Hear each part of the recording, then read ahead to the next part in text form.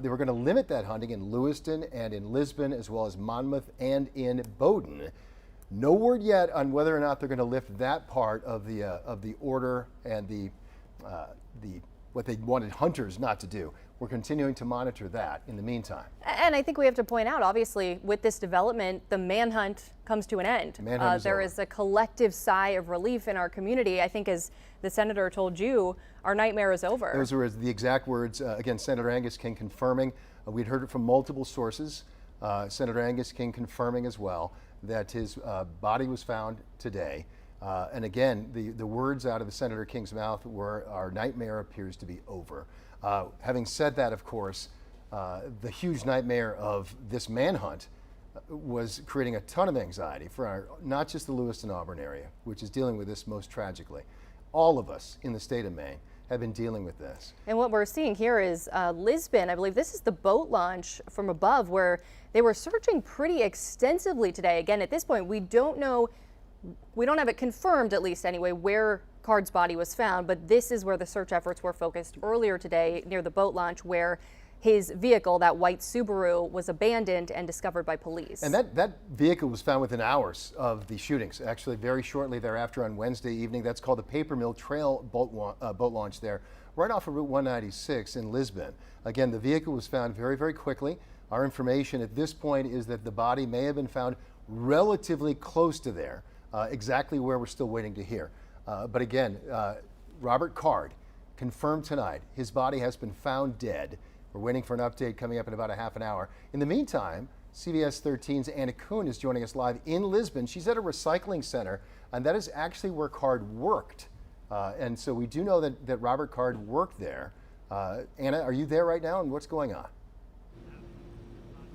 Hey, Greg, we're about a quarter mile from that recycling center. As you can see behind me, this road is blocked off. There are two officers guarding that road, and they seem very heavily armed. So we can't see much from here, but there are a lot of media outlets here. And as you said, we do suspect that that body was found at the recycling center in Lisbon. Again, we're here about a quarter mile away. There's not much action here other than this roadblock and, of course, a big media presence here.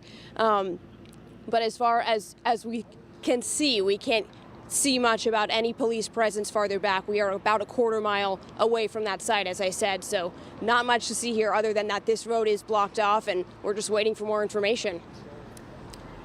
All right, Anna, and again, just for reference of where you are, I believe you're only maybe about a half a mile or so away from that boat launch, which is to your west, a little ways away. I believe it's to your west, a little ways away from you right now there in Lisbon.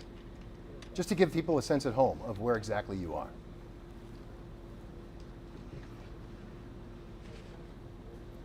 All right, Anna, thank you very much. And we'll continue to come back to you, Anna, so stand by. Obviously, that's one of the sites that we've been hearing as a potential spot where his body was found. To be very clear, the fact that there's a police roadblock there is further confirmation that they obviously have been searching that area, and something's been happening at the recycling center there in Lisbon. We'll continue to monitor that situation. But again, I think, Marissa, you put the most important point here. This part of the nightmare is over. The search is over. The manhunt's over. Right. There is still so much hurt and heartbreak and grief, and obviously a difficult path forward for all of the victims, the survivors. So many lives forever changed by all of this. But now that maybe this chapter is over, people can start to move forward and start to heal. But this is a big piece of that. I think that, and to that point, I think some of the grieving has been on hold to a certain extent. I mean, again, some of these families, again, we waited until today, until there was official confirmation of up to 10 of the 18 victims. The families, we were told, in some cases were waiting more than 24 hours to find out, did their loved one live or die? So again, it's been a process. It's going to continue to be a process for our communities to continue to heal and grieve. There's still obviously a lot of funerals ahead. There's a lot that has to happen. But again, this is a huge, huge step here tonight. Yeah, big development. And we do want to get out to CBS 13's Mel Meyer, who is at Lewiston City Hall, where we are awaiting a press conference coming up at 10. Mal, what's going on there now? Well, right now is a very chaotic scene here inside the Lewiston City Hall. We had been outside since the previous press conference, and when that notice came across that the state police would be having a press conference here at 10, quickly a ton of news outlets came rushing back to here to try to get set up. So we are seeing a lot of that happening behind me and in front of me as well, what you're not seeing on camera right now. We know that the Lewiston superintendent was just tweeting out a short time ago saying that he had been found, referring to Robert Card, the suspect in the mass shooting.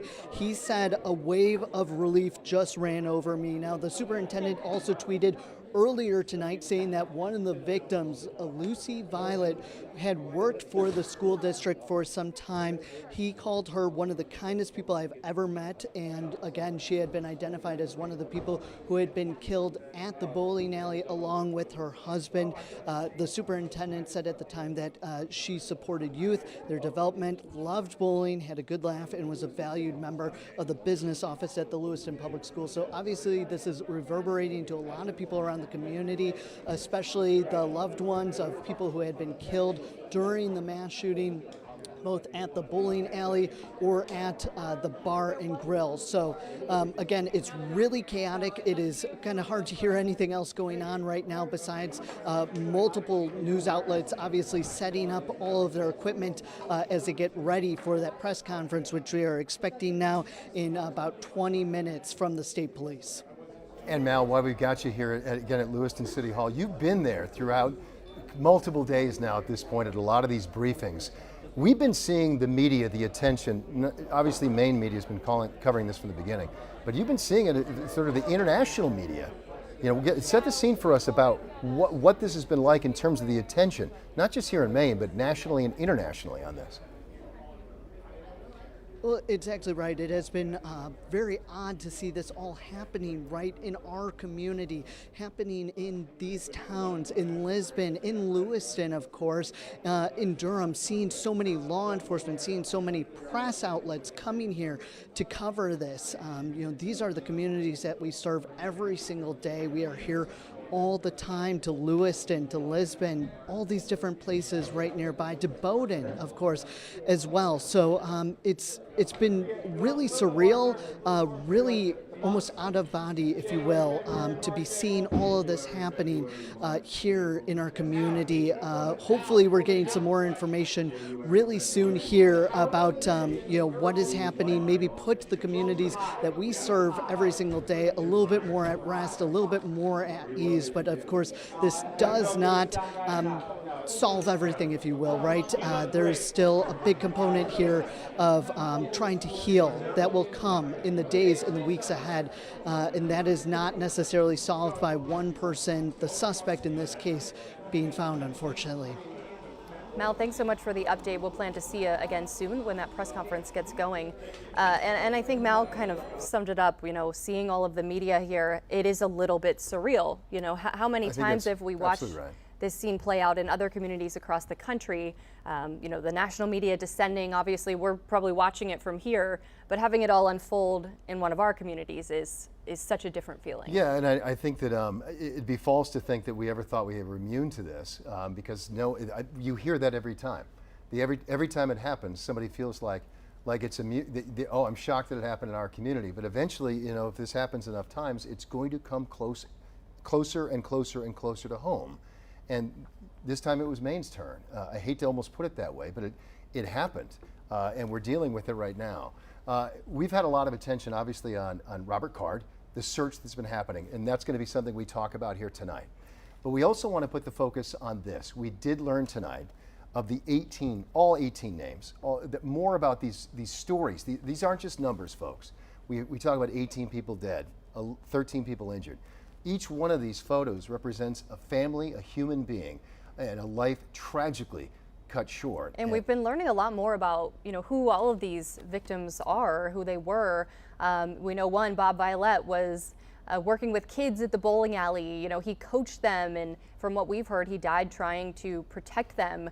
We've heard of other heroes, Joe Walker, I believe, whose father was told that he grabbed a butcher knife and was charging toward the gunman, trying to save people. He was the manager at the bar, which was the second place that was hit. So we heard that story as well. And again, just to run through some of the names, we also heard about Joshua Seal, He was taking part in a deaf cornhole tournament in Lewiston when he was killed. That's according to his wife. He was, of course, many of you remember him.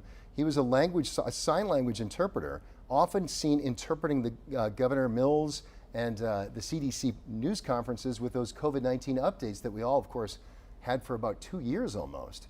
Joshua Seal was one of the two main interpreters for that. So again, he was killed. Bath Ironworks saying that 40-year-old Peyton Brewer Ross also killed at that deaf cornhole tournament that was happening at Schmenke's Bar and Grill. Arthur Strout's father says his son also killed at that bar that night. He says, in fact, he had dropped his son off there just minutes before those shots rang out. Ron Morin's family telling the BDN that he was just a gregarious, upbeat guy. He also died in these shootings. Trisha Aslan's sister said she was bowling there with her sister, of course, at the bowling alley, Just in Time Recreation. She says her sister was actually calling 911 for help when she was killed. Yeah, and again, we also heard of the father and teenage son from Winthrop. Bill Young, his 14-year-old son, Aaron, the youngest of the victims, a freshman at Winthrop High School. They were gunned down in the rampage that happened at the bowling alley, so among the very first people killed. And certainly now more of the focus can shift to these victims, those who lost their lives, those who are injured, and the path ahead, now that the manhunt has come to an end. Yeah, so much of the focus, again, and the anxiety, as we've been saying, has been on this suspect, and rightly so. I mean, a lot of grief, anger, frustration, all directed at this one individual. So many questions, why? And again, we're starting to hear some things about what might have been a motive, hopefully, and again, we expect we will learn more about a motive. Perhaps as soon as 20 minutes from now, as far as state police believe. More likely, though, those details are going to come out in the days ahead. Yeah, there's still certainly a lot of investigating to do. Right. Even if the body is found, the investigation is not over. There may not be a prosecution, obviously, without a suspect to prosecute, which I know a lot of people, kind of wanted to see him brought to justice. But the investigation certainly will continue. We hope it will bring more answers and some closure. And not just for us and for you, for the families, so they can learn what happened here, have some peace of mind of knowing, if they want to know, and I'm sure that many of them do, of exactly how and why. How could this happen to our family, to our loved one? We did learn today, we should say, State Police confirming earlier today that a note was found from Robert Card. State Police would not go into the details of exactly what was contained in that note. The Associated Press did report, citing law enforcement sources, that it was a suicide note that was written to his son. That would certainly seem to line up with what we're learning tonight, that in fact they do believe they found his body dead by suicide.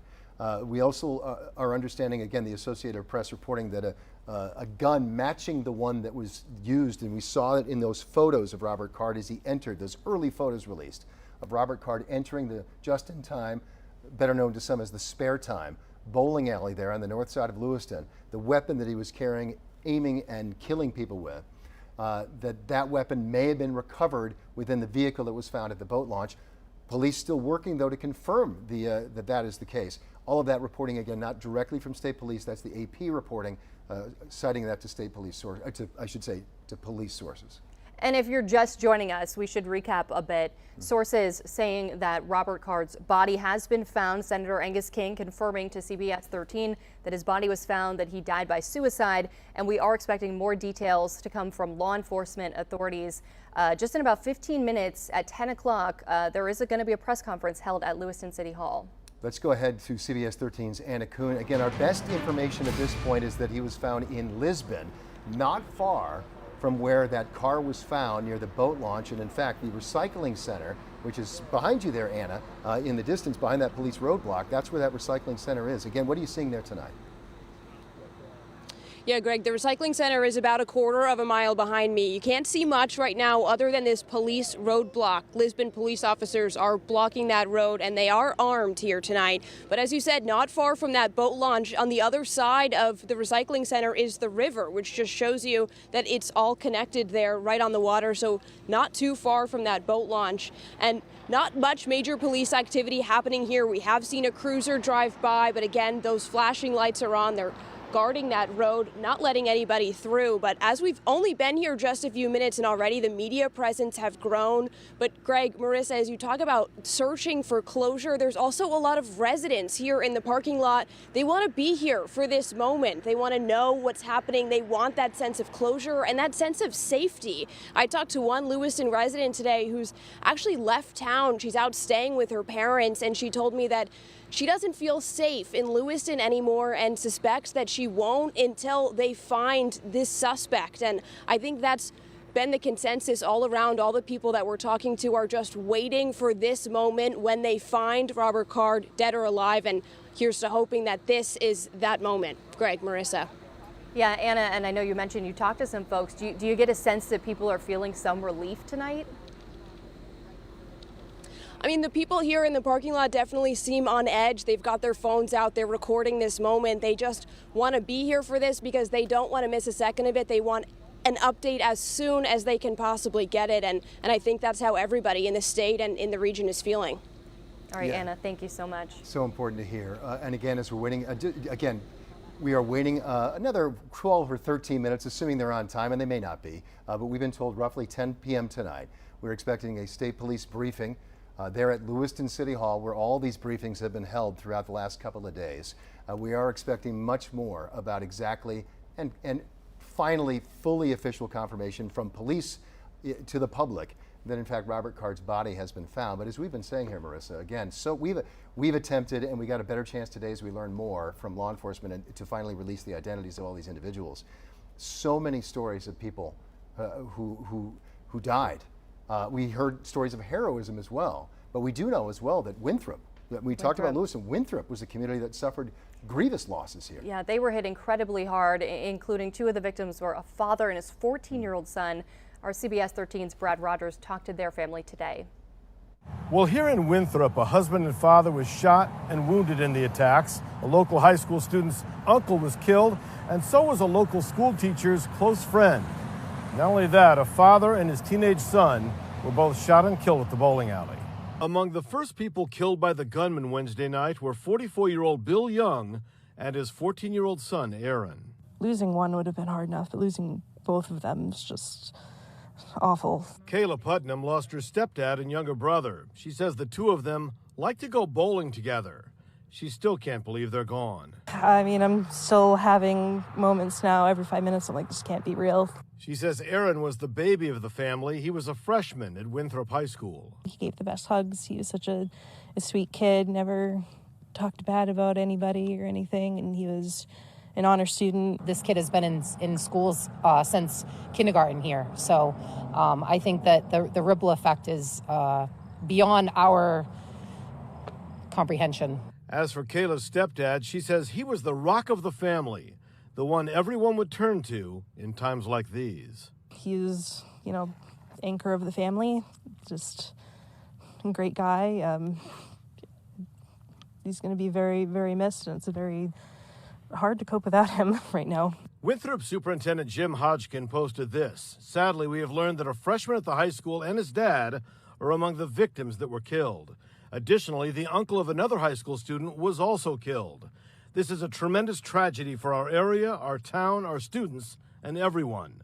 My heart is broken by this. Everyone was someone's son, daughter, brother, sister, parent. Kayla is especially worried about her mom, who right now is distraught over the loss of her husband and son. How's your mom doing? Devastated. Just absolutely devastated.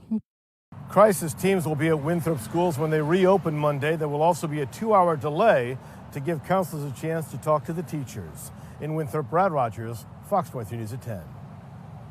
Maine's deaf community also hit very hard by this tragedy.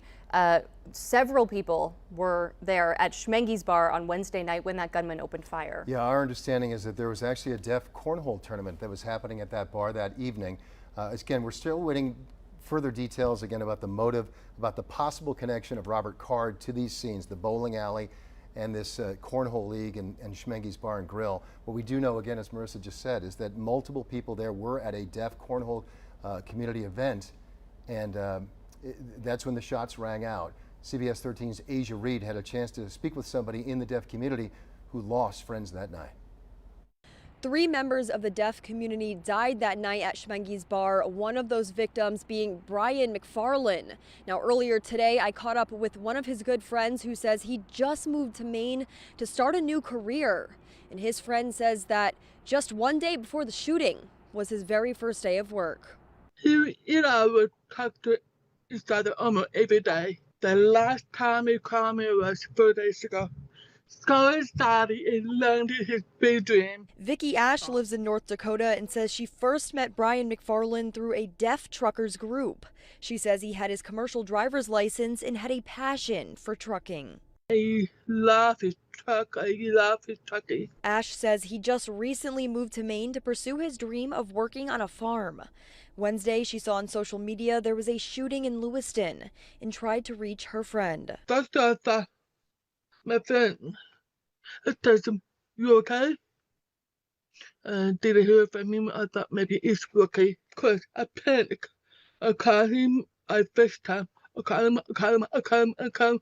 He said, "Please answer the phone." Through social media, Ash discovered that McFarlane had been shot and killed at Schmenge's bar. Did you want to believe it? I was at the liar. Executive Director of the Maine Educational Center for the Deaf and Hard of Hearing, Karen Hopkins, says this is hitting their community hard. We have lost some wonderful, important members of the community. So please give us some time to process this, sometimes some space, and give us primarily access to what is happening. Ash can say the same in trying to grapple that her close friend has died. I kept telling myself, he passed away happy because we're back. He got his friend back. He got the job he wanted. Other members of the deaf community here in Maine tell me that they're still in the early stages of grief. In Lewiston, Asia Reed, CBS 13 News. Again, as we've been hearing, I think that's important to emphasize, the early stages of grief. And maybe that's hopefully accelerated a little bit by the news tonight, but still very early. Meantime, a survivor of the shooting there at the bar is now back home in Winthrop, recovering from a gunshot wound apparently to his leg. Steve Kretlow, who is deaf, was at Schmenge's Bar and Grill. He saw the gunman and was shot in the leg. His 2 best friends, who were also deaf, were shot and killed. Today, our Brad Rogers spoke with Kretlow's mother-in-law. How's Steve doing? How's the family doing? Taking one day at a time. It's very raw. It's very emotional right now. He is an emotional wreck. He lost his best friends. It's a scary thing, and this is not normal. This is awful. Now, Brad did speak with Kretlow off camera. He says he broke down in tears speaking about his friends. Now, Kretlow declined to share any more details about the gunman or the shooting due to that ongoing investigation. We certainly respect that. Tonight, we have some reaction to Card's death. That's coming into our newsroom right now from Lewiston Superintendent Jake Langless. He posted on social media tonight saying, quote, "He has been found. A wave of relief just ran over me. A big step toward healing, and everyone who's been searching in such dangerous conditions can go home safe to their families."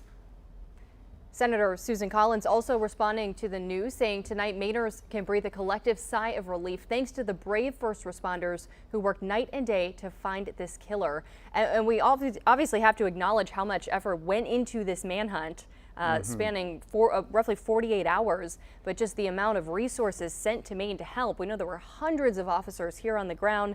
New Hampshire State Police sent their helicopter over to search by air on the first night. Just a huge The level amount of help was amazing. of law enforcement here searching in the air, on the ground, on the water. Yeah.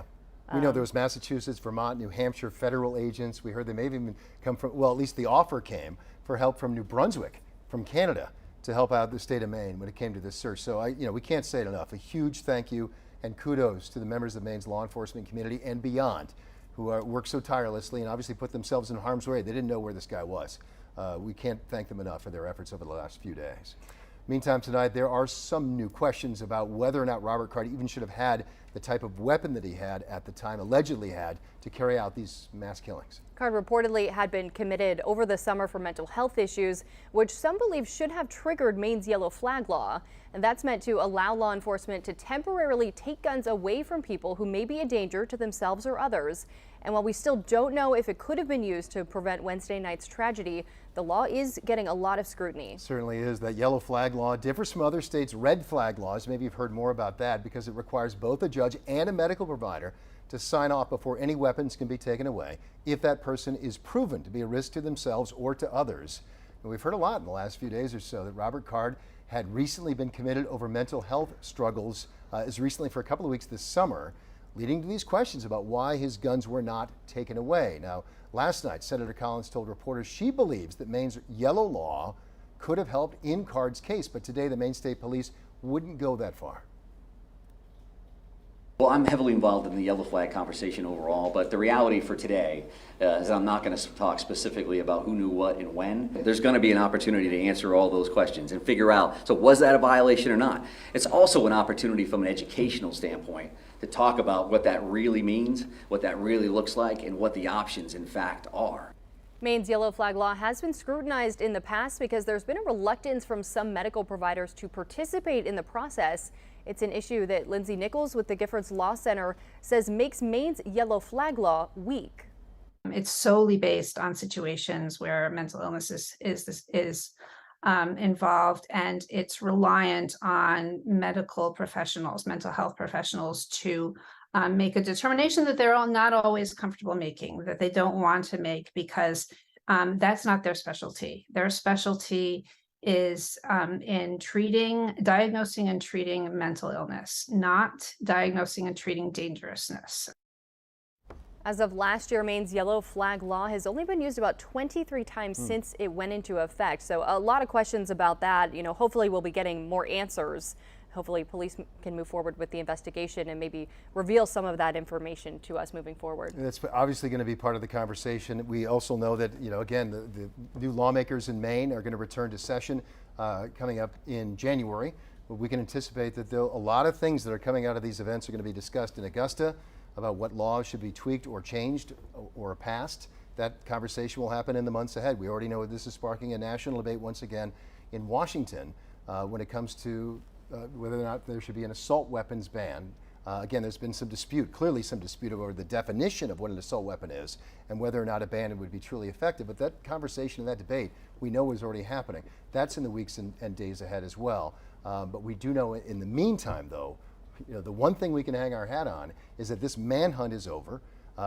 You know, again, what happened, all the other things, that's going to be for a later day. Today, the most important thing is, again, for those just joining us, as we await a live news conference from State Police coming up any time now, as we wait that to happen, what we've learned tonight is that Robert Card, the suspect, the sole suspect in the mass shooting in Maine on Wednesday night that left 18 of our fellow Mainers dead and 13 people wounded, and in fact, at last check, still 3 people in critical condition tonight at Central Maine Medical Center fighting for their lives. So again, all of that leading up to this moment that Robert Card has been found dead. According to multiple police sources, he's dead by suicide at this point. And Auburn's mayor, we're hearing from him tonight, Jason Levesque, reacting to this news, saying, thank God this chapter of this tragedy is over. We can now move forward and focus on the support the family of the victims and our community needs. And certainly that's the sentiment tonight. You know, the last 48 hours have just been filled with fear and terror. You know, it's bad enough to have 18 people shot, 13 hurt, the horrific events that everybody who was there went through, but then to also have this manhunt, as Senator King, you know, called it a nightmare. It's just been horrific these last 48 hours. People obviously sheltering in place as well, unable to go out and live life in a normal way. And it's worth noting, again, it's very unusual. While it's becoming increasingly common for mass shootings and killings to happen in the United States, what is unusual is for the subsequent manhunt to last long. Oftentimes it either leads to another shootout, frankly, with law enforcement, or the person who did it is found much quicker than this. And in this case, it appears as if he may have been dead, frankly, for much of the last 48 hours. We don't know that. Maybe we'll learn that here in minutes. But at this point, again, we are learning that Robert Card is dead. And at this point, again, law enforcement are confirming, or that at least to us, that they found they died by suicide. And it's unusual that it took this long. And that's not a, by the way, let's be clear, that is not a slight on law enforcement at all. But as we talked about, the volume of resources that have been here in our state getting this done is impressive, and we can't be more thankful.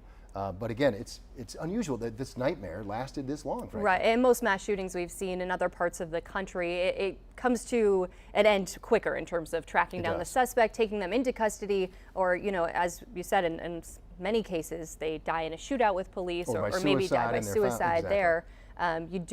We haven't often seen a situation play out like this one, just kind of doubled the terror in a way. I would agree. For everyone. And again, we are awaiting a press conference from authorities at Lewiston City Hall. That's supposed to start at 10, it's 10:02, so really could be getting underway any minute now, and hoping to learn a little bit more tonight. In the meantime, again, as we focus on Robert Card, let's go ahead and focus on the victims once again and bring up their pictures. We learned today the identity of all 18 of those victims today from Maine State Police. They include volunteer kids, bowling coach, who apparently fought back against the shooter. We had 10 of the names originally, then we got 18 of those names as well. And again, these are the names that are, again, each one of these pictures is related to a story. And learning more about their faces, these aren't numbers, these are families, these are individuals who lost their lives. Joseph Walker, for example, he was the manager at the bar. His father says that he died trying to stop the suspect with a butcher knife. Joshua Seal was taking part in a deaf cornhole tournament in Lewiston there at the bar, according to his wife when he was killed. Seal was a beloved sign language interpreter. He was often seen interpreting the governor's COVID-19 updates. And Bath Ironworks says 40-year-old Peyton Brewer Ross also killed at the deaf cornhole tournament at Schmenge's Bar and Grill. And Arthur Strout's father, he says his son was also killed at that bar. In fact, he tells us he dropped his son off there just minutes before those shots rang out. Bob Violet was retired and devoted his free time to coaching kids learning to bowl. His youth bowling league was actually practicing at the bowling alley when he was killed. And Ron Morin's family, he tells our partners at the BDN, he was a gregarious, just upbeat kind of guy. He also died in those shootings Wednesday night. Tricia Aslan's sister said she was there bowling with her at just in time when the shooting started. And she says her sister, Tricia, was calling 911 when she was killed. And Brian McFarland, he was a member of the deaf community as well. We mentioned just how many members of the deaf community were killed there at Schmenge's Bar and Grill. Again, a cornhole tournament was happening that night for members of the deaf community when those shots rang out. And finally, as we mentioned a little earlier, a father and his teenage son from Winthrop, Bill Young, his 14-year-old son Aaron, gunned down in the rampage there at the bowling alley. And there are other victims beyond just these. Their names just came out earlier this evening. Ranging from 14 up until, I believe, up until 76. 76 years old.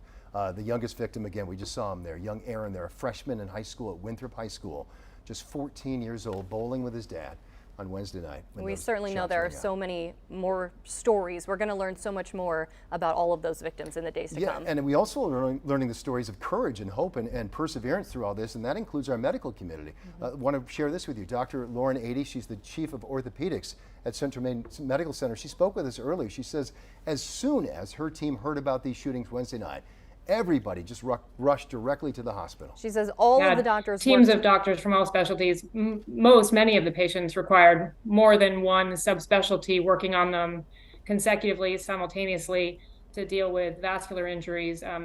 We needed a plastic surgeon for general surgeon, trauma surgeon, orthopedics, all working together and just figuring out what you needed to do with that particular patient at that time. Sometimes taking turns and starting with what needed to be done first. Dr. Adey says every single person in her department was willing to help out wherever they were needed, and that she could not be more proud. We're also learning some new details tonight about the folks being treated at Central Maine Medical Center in Lewiston. According to the hospital, 3 victims died after arriving, and at last check, 3 people are still in critical condition. 1 person is in stable condition, and 2 patients were being discharged today. We also learned that 1 patient was discharged and another was transferred to Mass General Hospital yesterday. Yeah, so again, this has been one of the scenes, Central Maine Medical Center, the very first night this was happening. Within a couple of hours, as we were going live on the air for hours at a time, at that point, we immediately saw just a row of ambulances outside of CMMC. And what was striking at that, from the very early hours of this tragedy, outside of that hospital, we had EMTs and ambulances that said Turner, that said Lisbon, that said Topsom, that said Lewiston, obviously, and Auburn, and every single one of these communities. We know that our communities look out for each other. It's been said that Maine is like one big small town. It sure is. And I think Dr. Shaw, when he tweeted out today, because he was friends with Joshua Seal, when he'd been interpreting, the deaf interpreter at his briefings, had said that Maine is like a small town with long driveways, was his line. But the point is, it does resonate with people that we're small communities, but it feels like we know each other and that we look out for each other, even more importantly. And to know that, from the hospital community to law enforcement, there were a lot of folks digging in from the instant that this was ringing out on 911 calls.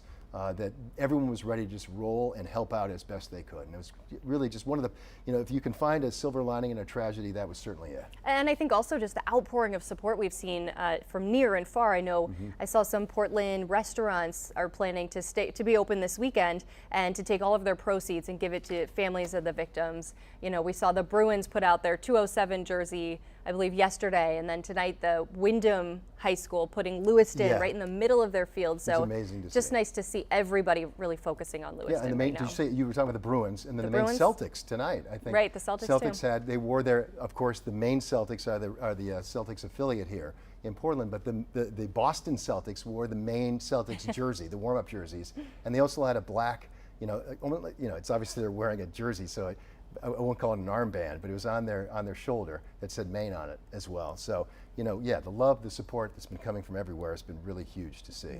Yeah. And as the people of Lewiston, of course, deal with this tragedy, many people have been expressing really some of the positives, or at least, supporting each other through these signs that they've been posting. Yeah, photojournalist David Hill spent the day in the city exploring the meanings behind these messages of generosity, strength, and hope. It's a tough time. It's heartbreaking. I never thought I'd be that person to be holding a sign that says, Lewiston strong. I felt the need to come out and support my community. This is where I live every day. I try to show as much love as I possibly can. Some of the guys from the recovery house put this together so that we could show support for what's going on. Even through tough times like this, we're going to fight to stay together. We're going to try to connect with the community. We're going to try to help each other. Saw that there was going to be a bunch of families that were going to be in need right off the bat. We thought we got to do something. We decided to incorporate the Maine part and the Lewiston Strong together and get a t-shirt project going. So we're selling t-shirts and hats with all the proceeds going directly to the families. And we just feel like it's something that we wanted to give back to the community.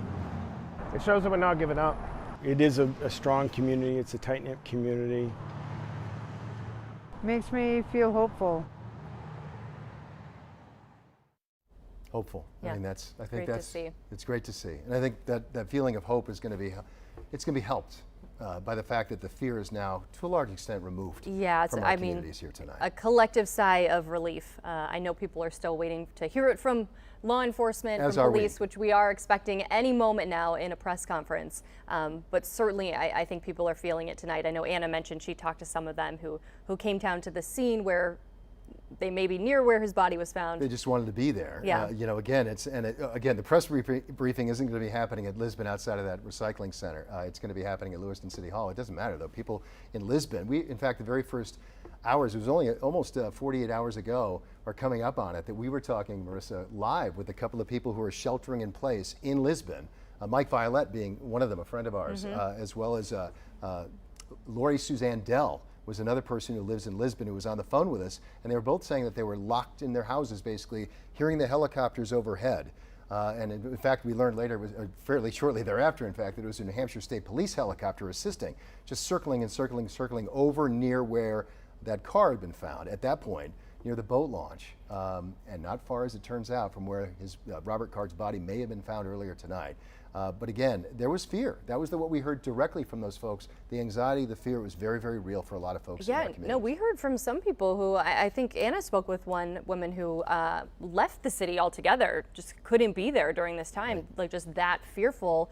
And other people following police's warning the shelter in place, stay inside, lock your doors, they said. And some people, you know, really felt that fear and were just taking every precaution.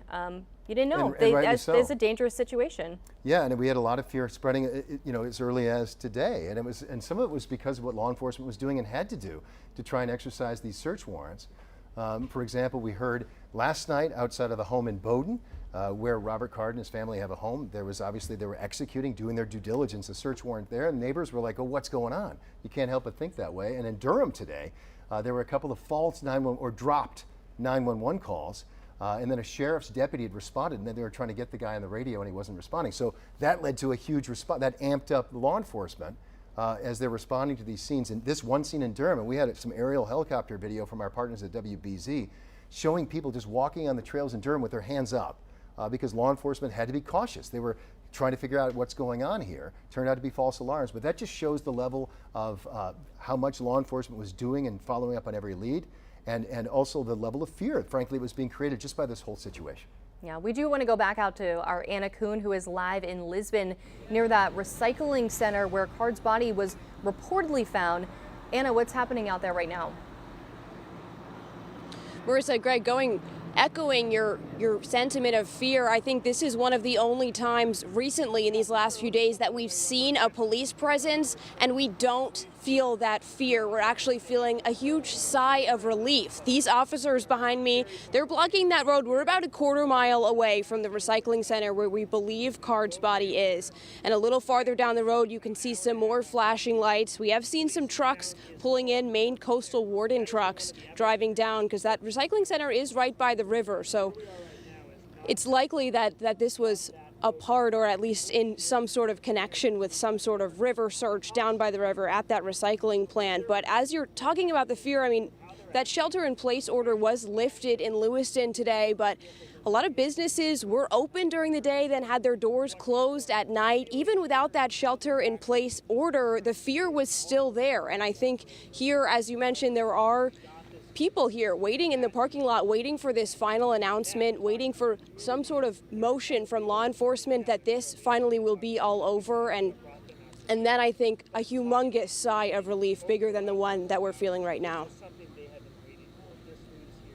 Anna, we'll look forward to checking back in with you after we have the official announcement and hopefully hearing from some of the folks who came down there. Yeah, actually, absolutely. If you get a chance to talk to some folks, let us know, and we'd love to hear from them as well. All right, thank you so much, Anna.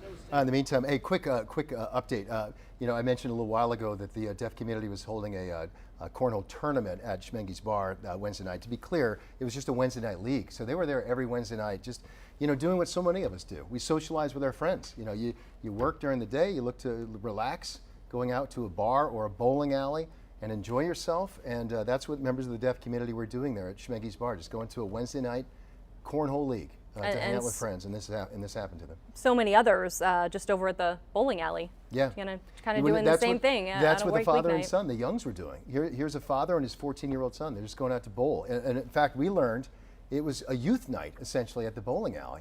And as we're learning that we're only about a minute and a half away. We've been given about the minute and a half warning now to go to Lewiston City Hall for this briefing. So thank you for bearing with us. We're almost ready. They're almost ready, and we'll take that to you live. But again, they were just doing what anyone would do. You know, you're looking to spend some time with your loved ones, your friends, your family, and go out for a night of having some fun, and it ends like this. And yeah, that's what makes it just so incredibly senseless, just so horrific. People out enjoying their time together, and it ends like this. Not getting to go home. And so to recap real fast, because we get ready to go live to Lewiston City Hall, where we are expecting a press briefing from the Maine State Police, the Public Safety Commissioner, Robert Card, the 40-year-old suspect, the lone suspect in the mass shootings here in Maine. 18 people dead, 13 people injured. His body found tonight, confirmed by multiple sources. Senator Angus King confirming his body was found. Police sources saying it was by suicide, ending this manhunt that's been going on for so long. 48 hours. People have been sheltering in place. Again, as Anna mentioned, that shelter in place order was lifted just earlier tonight around 5 p.m. And the police also confirming that they had found a note in one of the Bowdoin homes. Oh, and I'm sorry, they confirmed to us that they found a note in one of the homes in Bowdoin associated with the suspect. The Associated Press reported that some law enforcement sources called it a suicide note. Right. We've not heard that officially from sources yet, but it certainly would seem to make sense given the outcome in this situation.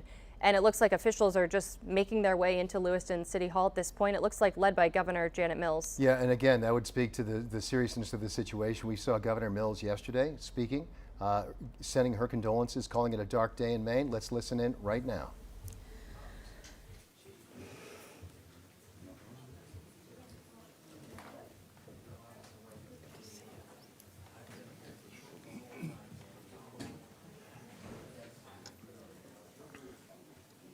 Thank you very much for coming. Excuse me, coming here on short notice. I stand here tonight to simply report that the Maine State Police have located the body of Robert Card in Lisbon. He is dead. I've called President Biden to inform him about this news. I've informed Senator King, Senator Collins, Representative Pingree, and Representative Golden. Commissioner Sawchuk will describe the circumstances of that discovery in some detail in a few moments. But this discovery is entirely thanks to the hundreds of local, county, state, and federal law enforcement members from all over, and people from other states as well. People who searched tirelessly to arrive at this moment. And on behalf of all Maine people, I want to express my profound gratitude for their unwavering bravery and determination and fortitude, and for the leadership of Lewiston Police Chief St. Where'd he go? Right there, that guy. Lewiston Police Chief St. Pierre. Like many people, I'm breathing a sigh of relief tonight, knowing that Robert Card is no longer a threat to anyone. I know there are some people, many people, who share that sentiment, but I also know that his death may not bring solace to many. But now is a time to heal.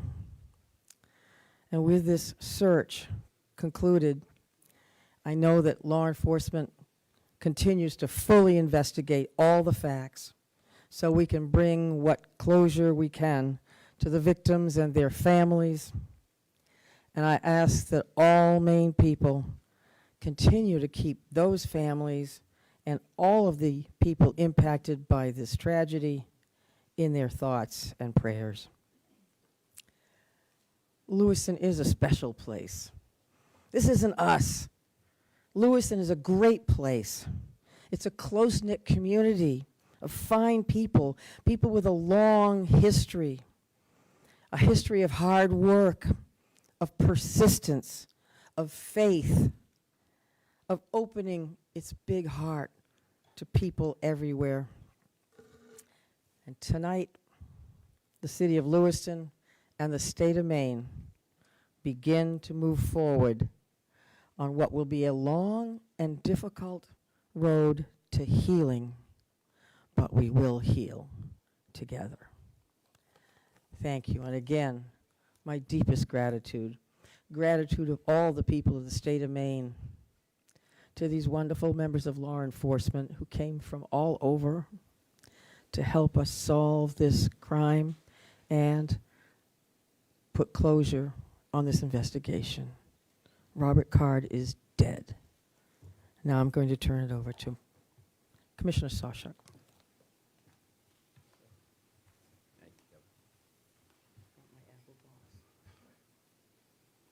Thank you very much, Governor. We truly do appreciate all of your support. I think it's incredibly important that the next person that speaks this evening is Lewiston's chief law enforcement champion, and that is Dave St. Pierre. Dave.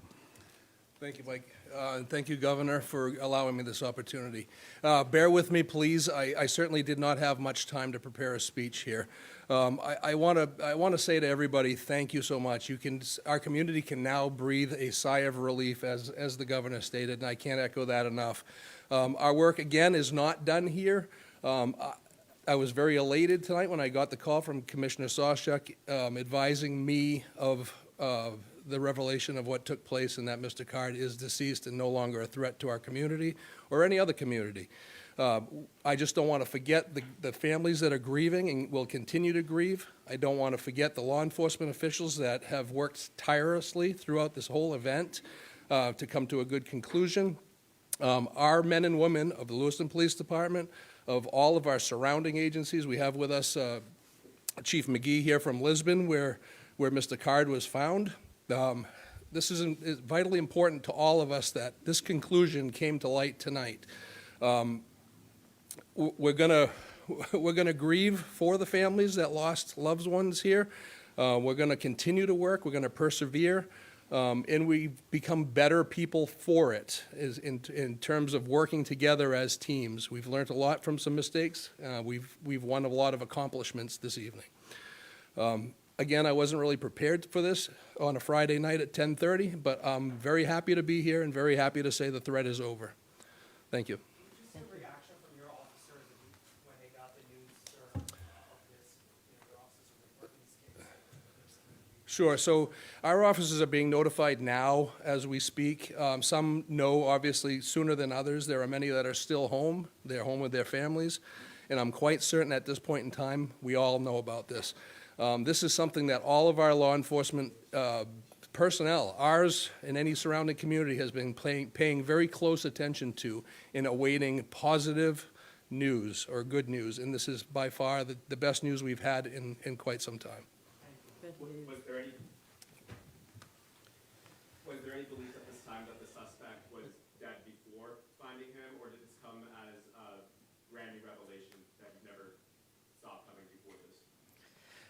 So our reality here is that the search has been extensive, it's been thorough, it's been nonstop since the minute we started speaking with you and long before that. So all of these options are on the table, as we knew. We continue to search locations, in some cases multiple times. And we will have more information about exactly how this went down. We're going to have another briefing tomorrow morning at 10 o'clock. And I would please encourage you to think about next steps from your end, information that you would find important. And I will say that this is not going to be a long Q&A this evening. We wanted to make sure that we got this information out as fast as possible and as responsible as possible. And what I mean by that is that the time between the notification of the press release and now, there wasn't a lot of details there. There wasn't a lot of details there because we wanted to talk to the victims' families. We wanted to say, this is coming. It's important that they heard that information as close to first as anybody else. And you know who else we called? Was the family of the suspect. And they lost a loved one in this scenario. And there were many of that family that was very cooperative with us throughout. So they deserve that phone call. So we had those conversations tonight before joining you here. We also got a chance to spend some time with the brothers and sisters of law enforcement and our public safety partners that have been so incredibly helpful over the last few days, to say the least. So, one second. So right here, sir. Where exactly did you find him and when exactly did you find him? So at 7:45 this evening is when Mr. Card was located. I won't give you an exact address. It was near the river along Androscoggin in Lisbon Falls was the actual location. Ma'am, did you have a question? Ma'am, did you have a question? When do you please think he died? That all remains to be seen, right? So our reality is that we found that body at 7:45 and it's 10:25 now. So there continues to be a lot of work that needs to be done here at the scene with the medical examiner's office. So there's a much more follow-up to what happened. But sir, did you have a question? Any indication that he had an accomplice, and how was he found? I won't be able to answer either one of those questions at this point. Accomplices and things of that nature, we've had no indication of that since the very beginning.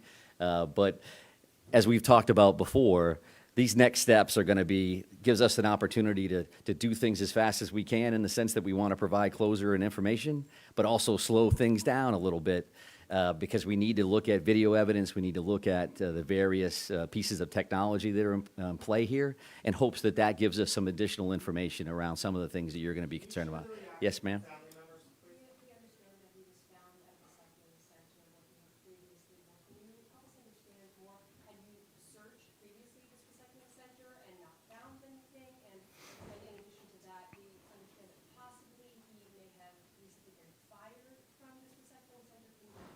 Yeah, I'm happy to take a look at that information in hopes that I can get that back to you tomorrow morning at 10 o'clock. That remains to be seen. Again, we have attorney generals that we need to work with and other individuals that are in play here. I'm going to take a couple more questions again with the mindset that it's 10 o'clock tonight, and we do want to come back tomorrow morning to have this conversation right here.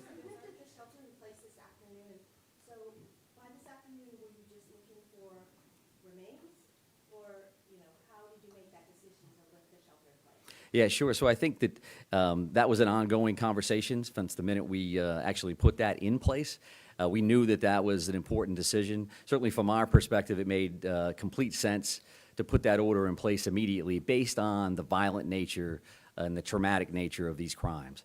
And as things progressed over the next few days, since Wednesday to now, we've had a lot of conversations with various town and city leadership, with the governor's office, with Chief St. Pierre, with business owners, with residents, and we have to have that balancing act of pluses and minuses. And we had that initial surge with those communities, and those communities made perfect sense for an order. And as things tended to slow down, we didn't have any immediate threats. We made the decision to back off that. I would also just want to mention this because a fellow commissioner had asked me to do this. And I could walk out of here forgetting it, but Commissioner Camuso said that and passed along that actually that hunting restriction has been lifted as well. So the resident hunting opportunity for tomorrow is open across the state of Maine to include those 4 communities. There's a lot of phone calls that she would receive around that. But right here, ma'am. Yes, I can confirm that. It's an apparent self-inflicted gunshot wound. Did you have a question, ma'am?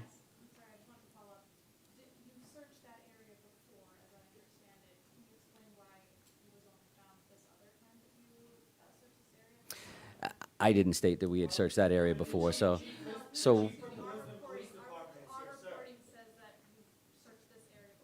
Okay.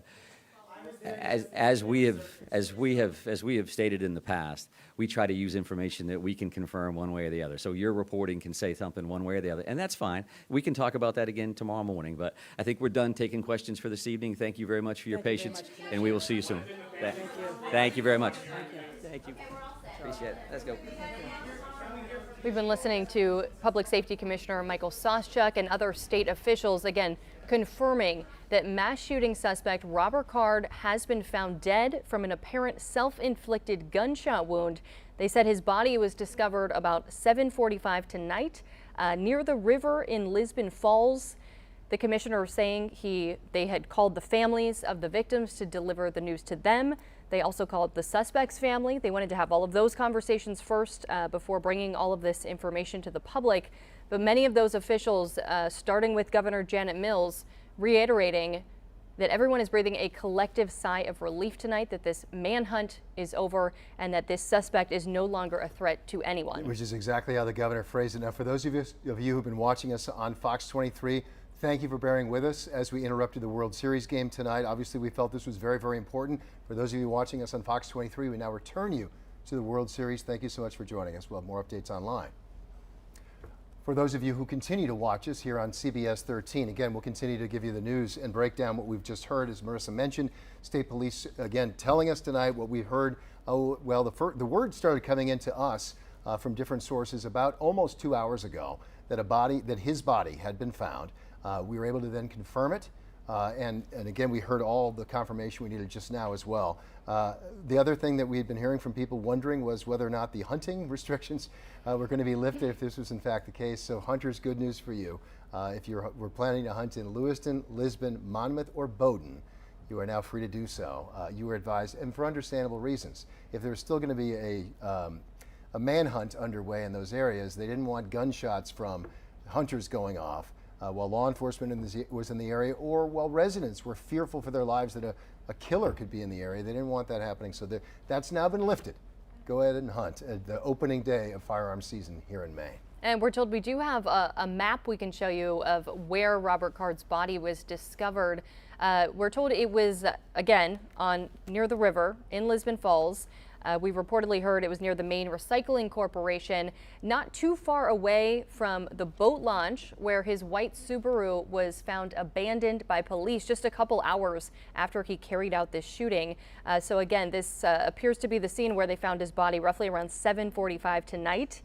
The investigation, though, they made very clear, is far from over. They still have a lot of work to do. Commissioner Soschuk talking a little bit about that work ahead, going through all of the technology, videos, surveillance videos, you would imagine, at both the bowling alley and the bar, and just any and all evidence that they can find to fully investigate this, to get more answers and hopefully bring some closure to the families affected by this. And again, the Miller Park boat launch, also known as the Paper Mill Trail boat launch there on your upper left.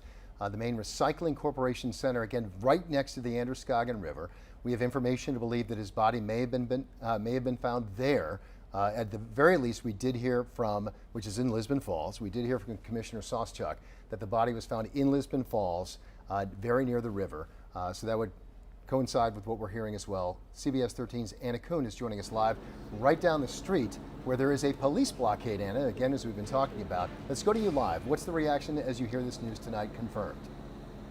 Greg, this police presence doesn't seem to be moving. It is still here, but it was fairly quiet as soon as that press conference started. Everyone listening in, wanting to hear Governor Mills say those words, that Robert Card was found dead. And now people around this area, I've spoken to a few people who say they heard the news online or they heard rumors of the news and they wanted to be here. They wanted to know the second that it happened that they could, as we've been saying over and over again, breathe that sigh of relief. And I think a lot of people still had a lot of fear in the Lewiston area and the Lisbon area, and knowing that fear can go away now is a good start to the healing process and being able to grieve and move on. But like I said, there are police here behind me blocking this road, more police presence down the street.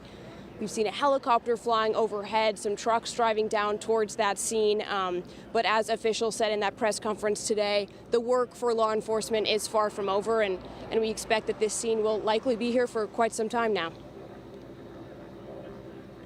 Absolutely, Anna. Again, the police presence there, that's a signal. The fact that the police would be out there still blocking out the road to the recycling center, I think obviously informs of the importance of that scene behind you there.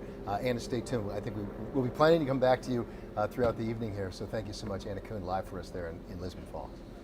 Yeah, and we heard the police chief in Lewiston who spoke a little bit ago, Dave St. Pierre. Dave St. Pierre, say very simply, the threat is over.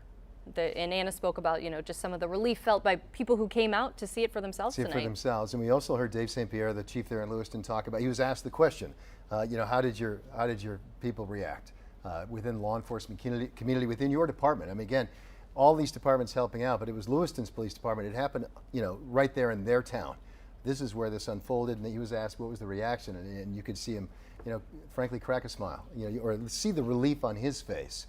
And obviously communicating to us that all of his members of law enforcement are certainly relieved and thrilled, frankly, by this news. And in fact, Commissioner Soschuk alluded to that as well when he said that prior to holding this news conference that you just heard, and after contacting the families, they made a point of, as a community, the law enforcement community, a chance to take a deep breath, pat each other on the back, and job well done. Yeah, well deserved. I mean, again, this manhunt over just about 48 hours. Almost, yes. Almost exactly 48 hours that they had been searching for Robert Card since he carried out that mass shooting. Again, killing 18 people, injuring 13 others. Multiple crime scenes they were dealing with, obviously, and then another search area near the boat launch where his vehicle was discovered in Lisbon, and searching a huge amount of space there. So hundreds of officers have been here in Maine. They've been working around the clock, working to track down Robert Card. And again, tonight he is dead from an apparent self-inflicted gunshot wound. Yeah, that's the part. They definitely confirmed that. They may not know, or they certainly didn't tell us exactly when they think that gunshot wound happened. But we know that there's a lot of relief, and it started tonight from Governor Janet Mills. She spoke to the people of Maine earlier yesterday, talking about this, the anxiety, how it was a, quote, dark day for Maine. Today, obviously, there's still a lot of darkness, but there's some light now after this. Here's what Governor Mills had to say tonight. My deepest gratitude of all the people of the state of Maine, to these wonderful members of law enforcement who came from all over, to help us solve this crime and put closure on this investigation. Robert Card is dead. Saying that with emphasis at the end there. Not in celebration, but in relief, I believe.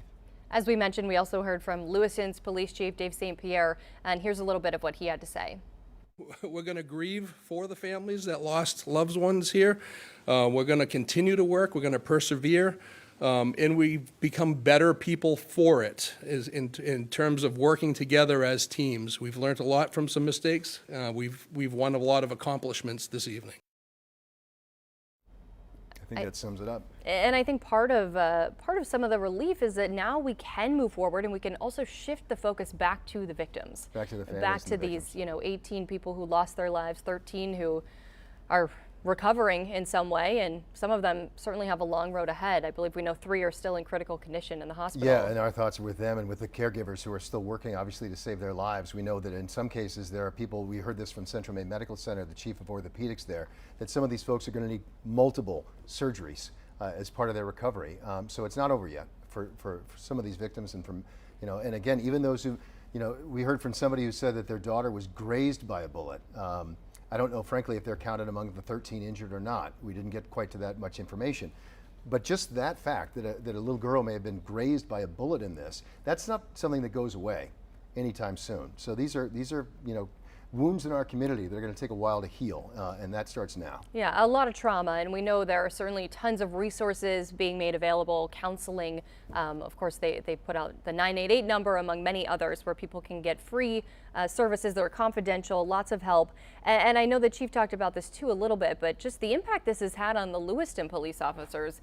They were the first to respond, and we just learned today, they arrived within 4 minutes of that first 911 call. At the bowling alley, and then within 5 minutes at the bar. So they got there right away. Again, in both cases, the suspect not there at the scene. Was already gone, which speaks to just how quickly he was able to unleash mayhem and death with the weapon that he had, and how quickly he then moved on. Again, to emphasize it, we don't have a motive yet.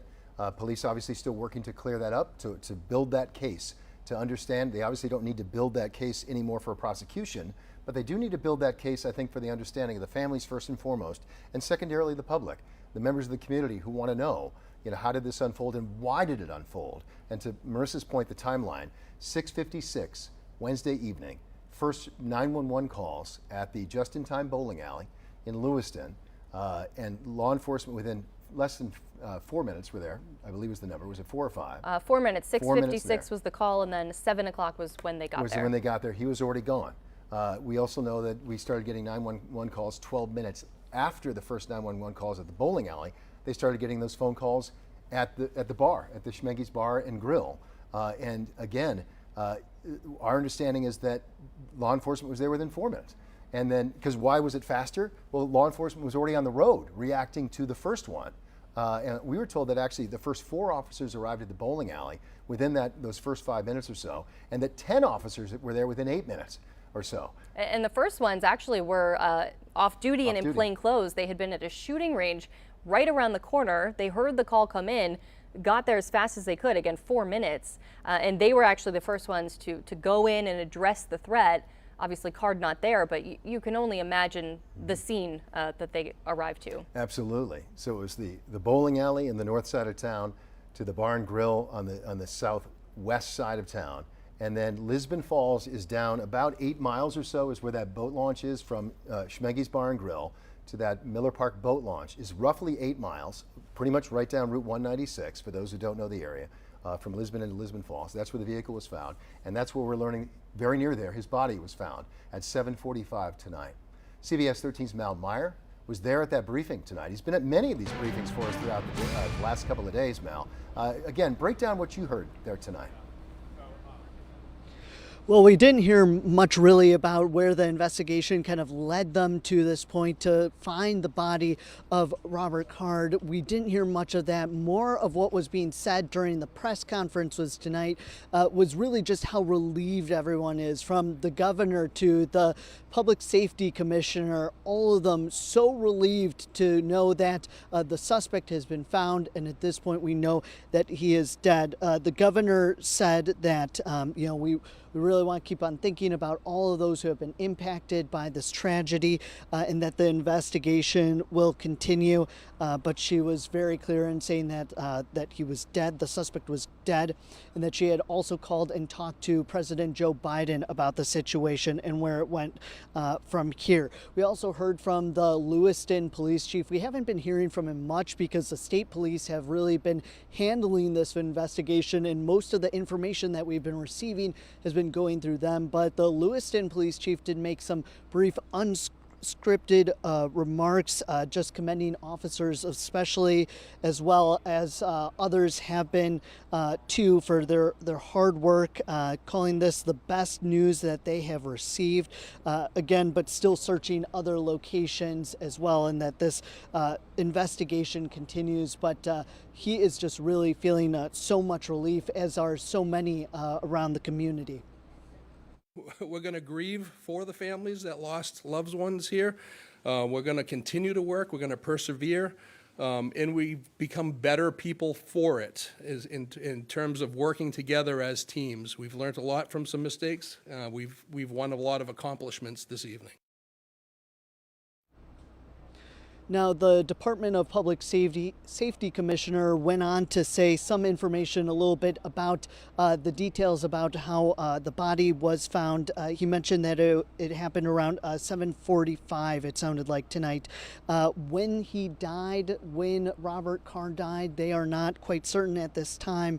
And he did say that there is no other indication at this point that anybody else was involved with this mass shooting. He did decline to answer questions about the body potentially being found by a recycling center in Lisbon. He said that those would kind of hold off until a press conference tomorrow morning that is set to happen again at 10 a.m. One thing that he did indicate was that it does appear that this was a self-inflicted gunshot wound. After the press conference, I rushed after the commissioner and I asked him if it was potentially the same gun that appeared in those photos from the shooting, and he declined to answer that at this time. So hopefully we'll get some more information about those details tomorrow morning when they hold that press conference again.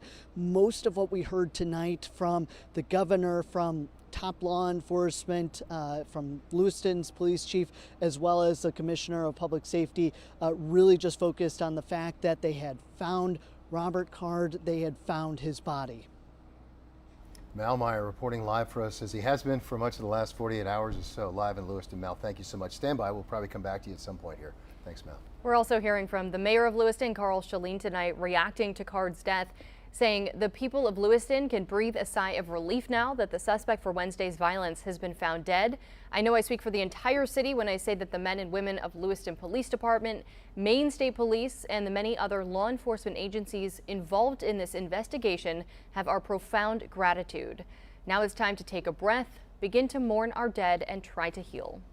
Also, we're getting statements tonight from members of the delegation. We heard from Senator Susan Collins a short time ago. We're also getting statements from Congressman Jared Golden, also getting a statement from Senator Angus King. I did have a chance to speak with Senator King earlier tonight by phone. He basically called this a nightmare, said the Maine's nightmare is over, was how he phrased it. The statement tonight from him in full is this, quote, "Tonight I join my neighbors and friends in a communal sense of relief. We're grateful to law enforcement and first responders for 50 hours of nonstop dedication and determination that brought us this relief. It will take a long, long time to process this pain, but Maine people have grit, resolve, and heart, and we'll come together through this difficult grieving period and hope for brighter, calmer days." The statement from Senator King earlier tonight, or just, I should say, just into us tonight. Yeah, relief, certainly, I think the most common feeling tonight. Yeah, we're I mean, hearing that from everyone, and it's so much anxiety. So true. And now we can let that part go. The anxiety part, the uncertainty, we can let that go. And you know, the anger is still going to be there. The grief, that's going to be a while, obviously. But you know, the anxiety, we can let that go at this point. Yeah, and just in the greater sense of the community, I mean, really the whole southern part of the state very much affected by this. The last 2 days we've had schools closed businesses closed, people hunkering down in their homes with their doors locked. So certainly this can also give people a sense of normalcy, of safety, and let them get back to their routines, their life, get out and, you know, enjoy, like tomorrow's going to be a beautiful day. People can get out, and feel safe that there's no threat and actually enjoy it. Let's encourage that. It's going to be 75 degrees, folks. You haven't heard much from Charlie over the last couple of days, obviously, because we've been talking about this, but he's been working hard just off to our side here. You know, getting a forecast ready, but he can confirm it's going to be a beautiful Saturday for us, and we'll enjoy it all the more sweet with the news here tonight. Also, I'm sorry, I missed our producer said something just a moment ago. We have a little bit more of what the governor had to say at that briefing just a short time ago. Let's listen in. I stand here tonight to simply report that the Maine State Police have located the body of Robert Card in Lisbon. He is dead. I've called President Biden to inform him about this news. I've informed Senator King, Senator Collins, Representative Pingree, and Representative Golden. Governor Janet Mills reacting tonight again to the news here. Just a stunning development that we've been waiting for this news, and it's finally here tonight. What we don't know, this is the point I was going to try and make a moment ago. While we do expect things to return to some more normalcy starting tomorrow, we've seen tremendous disruptions in our schools over the last, and it wasn't just obviously Androscoggin County or Saginaw County where there were shelter-in-place orders. It was extended far beyond that, as there was uncertainty. A lot of schools did, I think, the right thing and shut down school, but it's been very disruptive, and it's been hard on families trying to explain this to their kids, find the right words to help them understand. And by the way, we do have some resources when it comes to that on our website at WGME.com. We don't know if Lewiston schools yet are going to resume on Monday. They canceled for Monday. They canceled for Monday. We don't know if that will change. It's possible. So if you live in Lewiston, stay tuned on that. You may have an expectation there might be schools. As we learn more information about that, of course, we'll pass that along. But it's been tremendously disruptive, and we've certainly seen that. Yeah, and we should mention for folks who may be just joining us, the hunting was going to be restricted tomorrow in those 4 towns, Lewiston, Lisbon, Bowdoin, and Monmouth. That is no longer the case with this development. That restriction is lifted. So as they said at the press conference, hunting will be open statewide tomorrow. So be careful. And if you like a hike in the woods, be wary of that. Be aware. Wear your orange. This is the season. Yeah, wear orange, folks, if you like to hit the trails and go for a walk. If you're a hunter, you're obviously required by law to wear that orange. But yeah, everyone be safe as the start of firearm season begins here. And good luck to all the hunters out there too, including in those 4 communities where you can now hunt as well.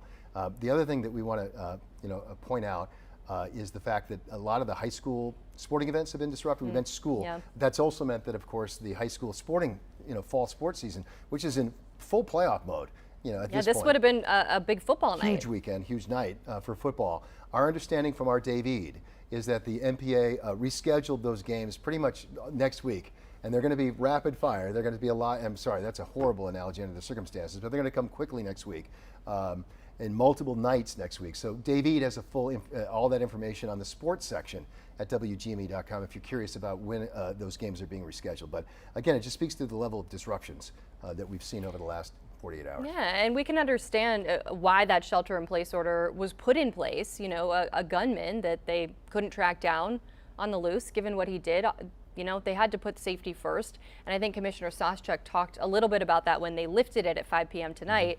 How they were trying to strike that balance between keeping people safe, but also realizing the toll that can take. We saw it during COVID, being kind of stuck at home, not able to go out and socialize. And although it had only been about 48 hours, that's something they were really weighing pretty heavily. And obviously around 5 tonight, they came to the conclusion that it was time to lift that shelter-in-place order. Yeah, and so let's answer some of the questions that we still don't know the answers to from what we heard here tonight. We don't know precisely where he was found, although again, our information is it was that recycling center right by the Androscoggin River in the Lisbon Falls section of Lisbon, right there off of Route 196, not too far from there. That's our understanding. Robert Card, age 40, the sole suspect in the mass shootings here in Maine, the deadliest shooting event in the history of the state of Maine, and the worst mass shooting in the entire country so far in 2023. Robert Card, age 40, is dead tonight. His body found. We don't know how long his body was there.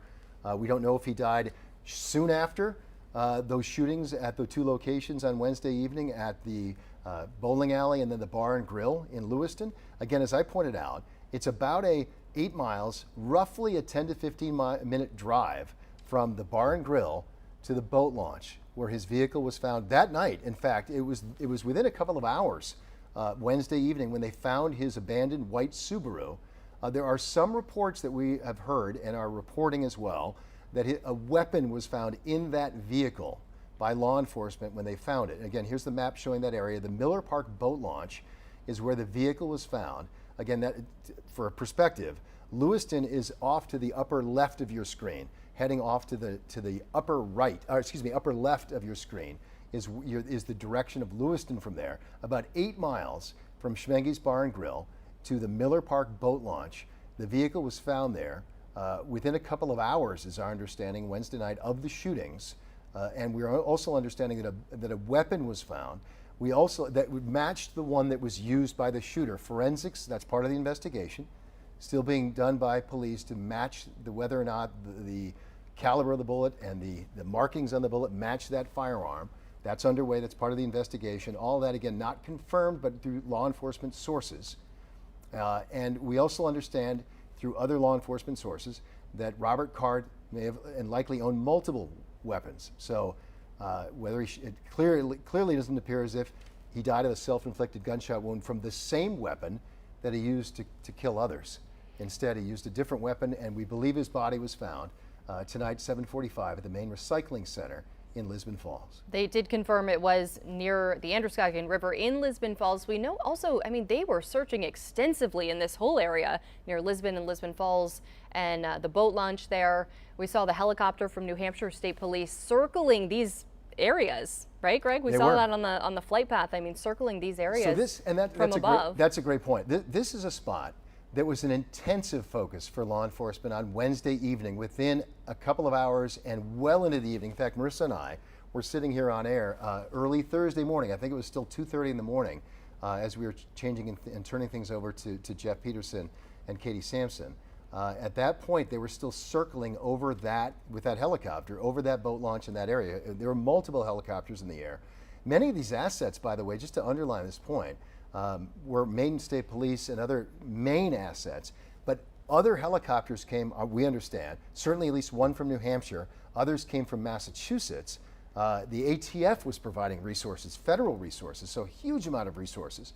But this isn't drones like you're seeing right there.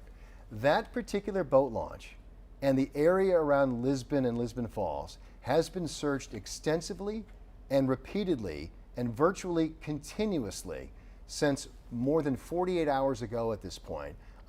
So again, our understanding is the body may have been found, and the information is it may have been found in a place that wasn't obvious. It's not like his body was lying, from our understanding, necessarily in an open spot. We're still waiting for direct confirmation of that. But the point I'm trying to make is this wasn't an oversight by law enforcement that it may have taken 48 hours to find the body. That's assuming his body was actually a body for those 48 hours. We don't know when the gunshot happened, and law enforcement is going to try and investigate and figure that out too. But the point I'm trying to make is that this has been a focal point since the very, very, very beginning of this investigation, this area. As you touched on, we know there were hundreds of officers here. They were searching from the air, on the ground, and by boat. And that's one of the things Governor Mills talked about tonight, was thanking them for their efforts. Have a listen.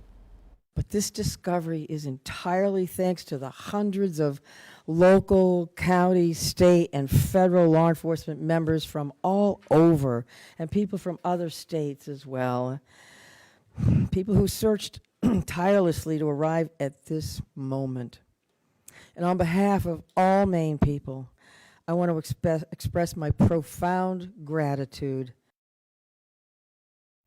Governor Janet Mills speaking about 40 minutes ago at this point. I believe that she took the podium actually at 10:17, I jotted it down, is when she began her address here tonight. So that was, again, a little less than 40 minutes ago. Governor Janet Mills addressing the people of Maine, announcing that, in fact, Robert Card is dead, and that this investigation, at least the manhunt part of the investigation, is now over. Yeah.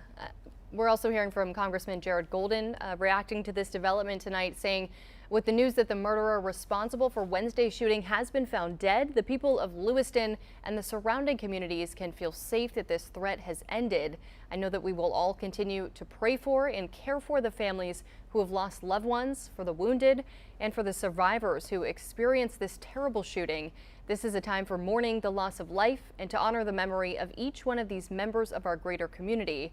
I want to express gratitude to local law enforcement agents and all who responded from across the state and the country to put their lives at risk to protect our community. Also to the EMT and medical professionals who responded to this crisis. So again, we've heard from Governor Mills, Congressman Golden. We've also heard from Senators Angus King and Susan Collins tonight, all expressing again pretty much the same message, which is relief, caring for those victims and their families, and a huge thank you to our law enforcement community from Maine and beyond. Again, we reiterate those and repeat those, those messages here tonight on behalf of everyone here at CBS 13, certainly as well. It was just earlier tonight, actually, that we found out the identities of all 18 people who were killed. Yeah. State Police earlier put up each of their photos behind them on a graphic and went through each name. They range in age from 14 to 76. But, it's taken a couple days for them to be able to identify all those victims and also to notify all of their families. Yeah. We talked about this early on, but a lot of people went a long time without answers, unable to get in touch with their loved one, but not necessarily able to confirm that they were dead. Fearing the worst, but not knowing. Yeah, that unimaginable kind of limbo being stuck in with no answers. Yeah, and again, some of that was, our understanding is because of the bodies may have lacked identification when they were transported directly, not to, the hospital. Some of the victims were transported directly to the state medical examiner's office in Augusta. And by the way, their work continues. Obviously, there's still an investigation, forensic investigation going on when it comes to that. So, yeah, for all those families, who are grieving tonight, again, we hope this brings you some solace to know that the Robert Card, the person who law enforcement says did this, we saw him in the pictures, that he's dead tonight. You don't root for that kind of thing necessarily, but absolutely some do. I was getting texts from friends, from sources in the law enforcement community, and basically the message was, thank goodness, to put it in a more mild way, perhaps, from some of the messages I got. But their sense of relief is palpable in the law enforcement community, in the medical community, and in our communities here tonight. Yeah, I know certainly some people, may have hoped that he would be taken alive and be prosecuted, held accountable, but generally, yes, I think the overall sense is just relief that one way or another, he is no longer a threat. And we're coming up on the 11 o'clock hour, so let's just tell everyone a little bit what we're going to do here. We're going to hear a little bit more from Governor Mills, what she said here tonight, and then we're sort of going to reset here at the top of the 11 o'clock news. No part of our news has been normal, and I want to commend our colleagues at the other television stations, radio stations, newspapers across our area. There's a lot of great people who put a lot of great work into covering this tragedy for our communities, and I think that Maine's journalistic community has really stepped up and stood proud over the last couple of days. So a big shout out to them. But to reset us, we're going to be continuing to do our 11 o'clock news to reset here in a moment. But again, Governor Janet Mills, we talked about those feeling relief, frankly, over the fact that he's dead. She expressed that tonight, in fact. Yeah, absolutely. I mean, that's what she said, is that she said, quote, "We are breathing a sigh of relief knowing Robert Card is not a threat to anyone." Let's go ahead and listen to a little bit more of what the governor had to say. But now is a time to heal. And with this search concluded, I know that law enforcement continues to fully investigate all the facts so we can bring what closure we can to the victims and their families. And I ask that all Maine people continue to keep those families and all of the people impacted by this tragedy in their thoughts and prayers. Governor Janet Mills tonight, speaking tonight about 10:20, I guess at this point was roughly when that statement came. Her remarks and were brief, as were kind of all of them tonight. I think you could tell that there was a sense of urgency, that it was really a priority to them to get this message out to the public tonight. We know they're having another press conference tomorrow at 10 a.m. and we are expecting to learn maybe a little more information they suggested about how they found the body, where they found it. Some of that information they didn't give tonight, because again, I think tonight they just wanted to get us the information. And you can respect that. And again, I want to, at this point, it is now 11 o'clock at night, Friday evening. We want to welcome anyone who may be just joining us here on CBS 13 News. Our special report tonight, Robert Card, the sole suspect in the mass killings here in Maine. 18 people dead, 13 people injured. Excuse me. Yeah, 13 people injured. His body has been found tonight by suicide, found in Lisbon Falls. That is the reset here tonight. And again, there's relief across the state of Maine at this news. And law enforcement reiterating that the investigation is not over. They are still working to get answers, hopefully figure out why this happened, and help to bring some more closure to the families affected and certainly to the community. But overall, you said it, I mean, there is just a sense of relief tonight. A sense of relief. And again, there's the shelter-in-place order lifted early around 5 o'clock tonight. So about 6 hours ago, that was lifted for all but hunters in 4 communities in Maine, and tonight even that restriction has been lifted as firearm season is set to begin tomorrow. So again, that is lifted. None of the restrictions that have been in place for any of our communities, our schools, our events are in place, at least the restrictions. We do know that many of those were canceled, and they're obviously not going to reinstate those events based on this news. Those are going to probably stay canceled. But all of the things that have been holding up our communities from moving forward, gone tonight with this news from Governor Mills and law enforcement that in fact Robert Card has been found dead 7:45 tonight. His body located in Lisbon Falls at a location near the Androscoggin River. Our information is it was the Lisbon Recycling Center there in the Lisbon Falls section of Lisbon at 7:45 tonight. And that would speak to the fact that right now there's a roadblock at the just on the road leading to the recycling center. Our information is that body was found at 7:45 tonight. So there are crime scene investigators on that scene right now, which is why they're keeping people back where they found the body as they process that scene as they would any crime scene. And we, as Marissa said, we expect to learn a lot more at that briefing. We expect about 11 hours from now at 10 a.m. tomorrow morning. And right now we want to go out to our CBS 13's Mal Meyer, who spoke with the mayor of Lewiston, Carl Shaleen, earlier this evening, getting a reaction to this news. And Mal, what can you tell us? Just a short time ago, I did talk to the Lewiston mayor, and he was expressing his deepest gratitude to law enforcement for this ongoing search for finding the body of Robert Card. I did just talk to him a short time ago, and he just said that he knew some of the victims, and he talked about a little bit about what this means for Maine's second largest city, adding that it is of course such a tight-knit community despite its size, where a lot of people know each other and we're connected to those who have been impacted by this. I'm hoping that we can take a listen. Just an incredible sense of relief for our city, and just profound gratitude for Lewiston Police, Maine State Police, and all the other agencies that have worked tirelessly over the past few days. The violence that happened this past Wednesday night was incredibly tragic, but Lewiston is strong, we're resilient, and I had no doubt that we'd get through this. The healing can now begin, and I must say that I've been incredibly proud of our city. The stories that have been coming out, I'm just so proud of the love that our residents have shown for each other.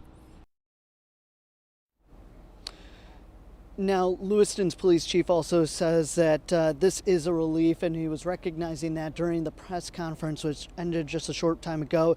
He said that, obviously Robert Card is no longer considered a threat, but he knows that Card's death may not bring solace to everyone. He is asking everyone to keep those who have been impacted, who had loved ones killed, or who may have known any of the victims or their families, to keep them in their thoughts and prayers tonight.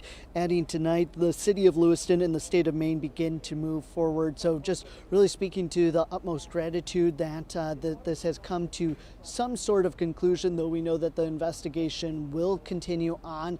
This is not over by any means now. They still have a lot that they need to do on the ground as it continues to search for answers about why this happened here in Lewiston. So again, recognizing there is a lot of relief, but there is still a lot of healing that needs to happen, as well as the ongoing investigation into all of this. Absolutely, Mal. Again, what was the sense as you heard from the governor, as you heard from law enforcement, and as it sort of broke up? Obviously, there's a lot of reporters in there. You're now outside. Give us a sense in that room and in the community, at least the parts that you can see and hear from tonight. Relief? Are you seeing that tonight? Well, yeah, absolutely. From the mayor to the governor to the Lewiston police chief, as well as the public safety commissioner, all just very relieved to have this come to some sort of end. That's at least what we're hearing so far. I also know that the Lewiston superintendent tweeted a while ago about this, saying that he heard the news and that a sense of relief had rushed over him. He had also tweeted earlier tonight that unfortunately a school employee was among those who were killed, along with her husband, at the bowling alley. So he too had a personal connection. We're seeing a lot of these leaders here in Lewiston coming out saying that they knew somebody who was killed or hurt in the shooting. Again, we're still trying to get more information about those who may have been injured, who weren't necessarily killed in the attacks. Still trying to get more information. We saw the list of victims earlier today, finally seeing a list of all the confirmed 18 who had died during the mass shootings on Wednesday night. This has touched a lot of people here in the community, from those who know or knew through the grapevine or knew in passing. That has been incredibly sad for the community to grapple with this sort of tragedy here in the city. Again, a lot of relief, but again, recognizing that there is still a lot more healing that has to happen in the days and weeks and months ahead. Mal, thanks so much for the update. Certainly healing, a big message tonight as well, and hopefully the community can begin to do that. All right, Mal, thanks so much. Stand by. We'll probably come back to you at some point here. In the meantime, there's a lot of attention right now on Lisbon Falls, and there has been for more than 48 hours, because that is where his vehicle was found about 48 hours ago. Robert Card's abandoned white Subaru found at that boat launch. Let's go out right now to CBS 13's Anna Kuhn. She is joining us live outside of the recycling center there in Lisbon, where a lot of folks have been gathering to sort of figure out what's going on, Anna.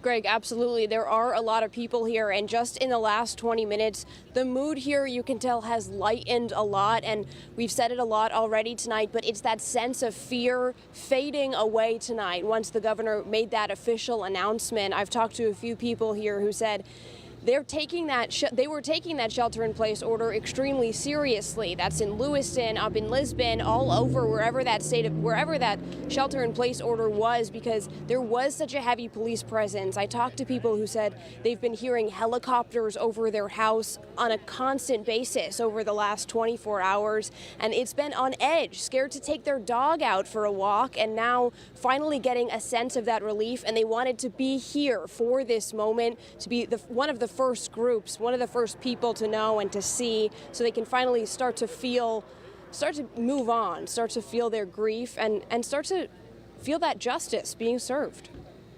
You're here tonight, you heard this news. What's your immediate reaction? It's definitely a sigh of relief for sure. It's just crazy. The last couple days, very little sleep. It's just crazy. Comforting, for sure, to know that they have some answers for us, and I think the families can have some peace. Absolutely, and you told me a little bit earlier, but you've seen that heavy police presence. How have you been feeling over the last 24 hours? I've said this to all my coworkers, parents, everything. Very unsettling and uneasy, very uneasy feeling for sure. Yeah, I would have to agree with that. Definitely on edge and just very confused on why this even happened in the first place, but definitely just very on edge. And they lifted that shelter in place earlier around 5, but you said that didn't give you any kind of relief, especially compared to this moment. It was, again, very, it felt better, but at the same time, it's still be cautious of where you're going and what you're doing around for sure. Yeah, it felt, I wouldn't say better, kind of confusing on what they knew for information as far as compared to what we knew, what they knew. We felt like maybe they knew more than we did, so it was a little bit more comforting, but still very confusing. Yeah, and that heavy police presence was staying in your area, right? You said you were hearing helicopters, seeing police officers all the time. Was that even after the shelter in place was lifted? It was not as close to Durham, I would say. We hadn't seen a lot of police presence in Durham, more helicopters, but we knew that they were still in the surrounding area. We've been watching, the flight patterns of the helicopters, so we knew that they were still around here, just weren't really sure what was going on, so, yeah. Yeah, absolutely, and I mean, obviously, was a shocking and devastating event, and this is just the beginning of that closure, right? For sure. You see it on the news all the time, not near here, and definitely hit home on this one. I have one of my friends, Justin Karcher. No really updates right now.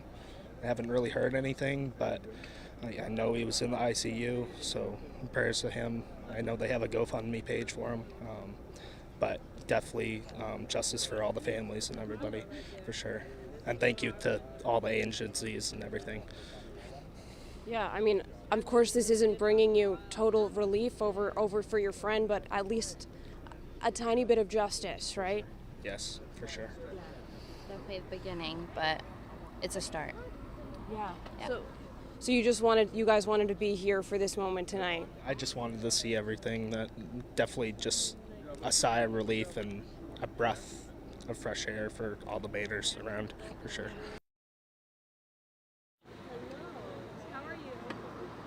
Just the beginning of that healing process, but also the beginning of the work. There is still a police presence here, and as we heard in that press conference, the work is not over yet. Police will be here likely for quite some time working on the scene and figuring out what exactly happened, why it happened, before we can fully know and move on.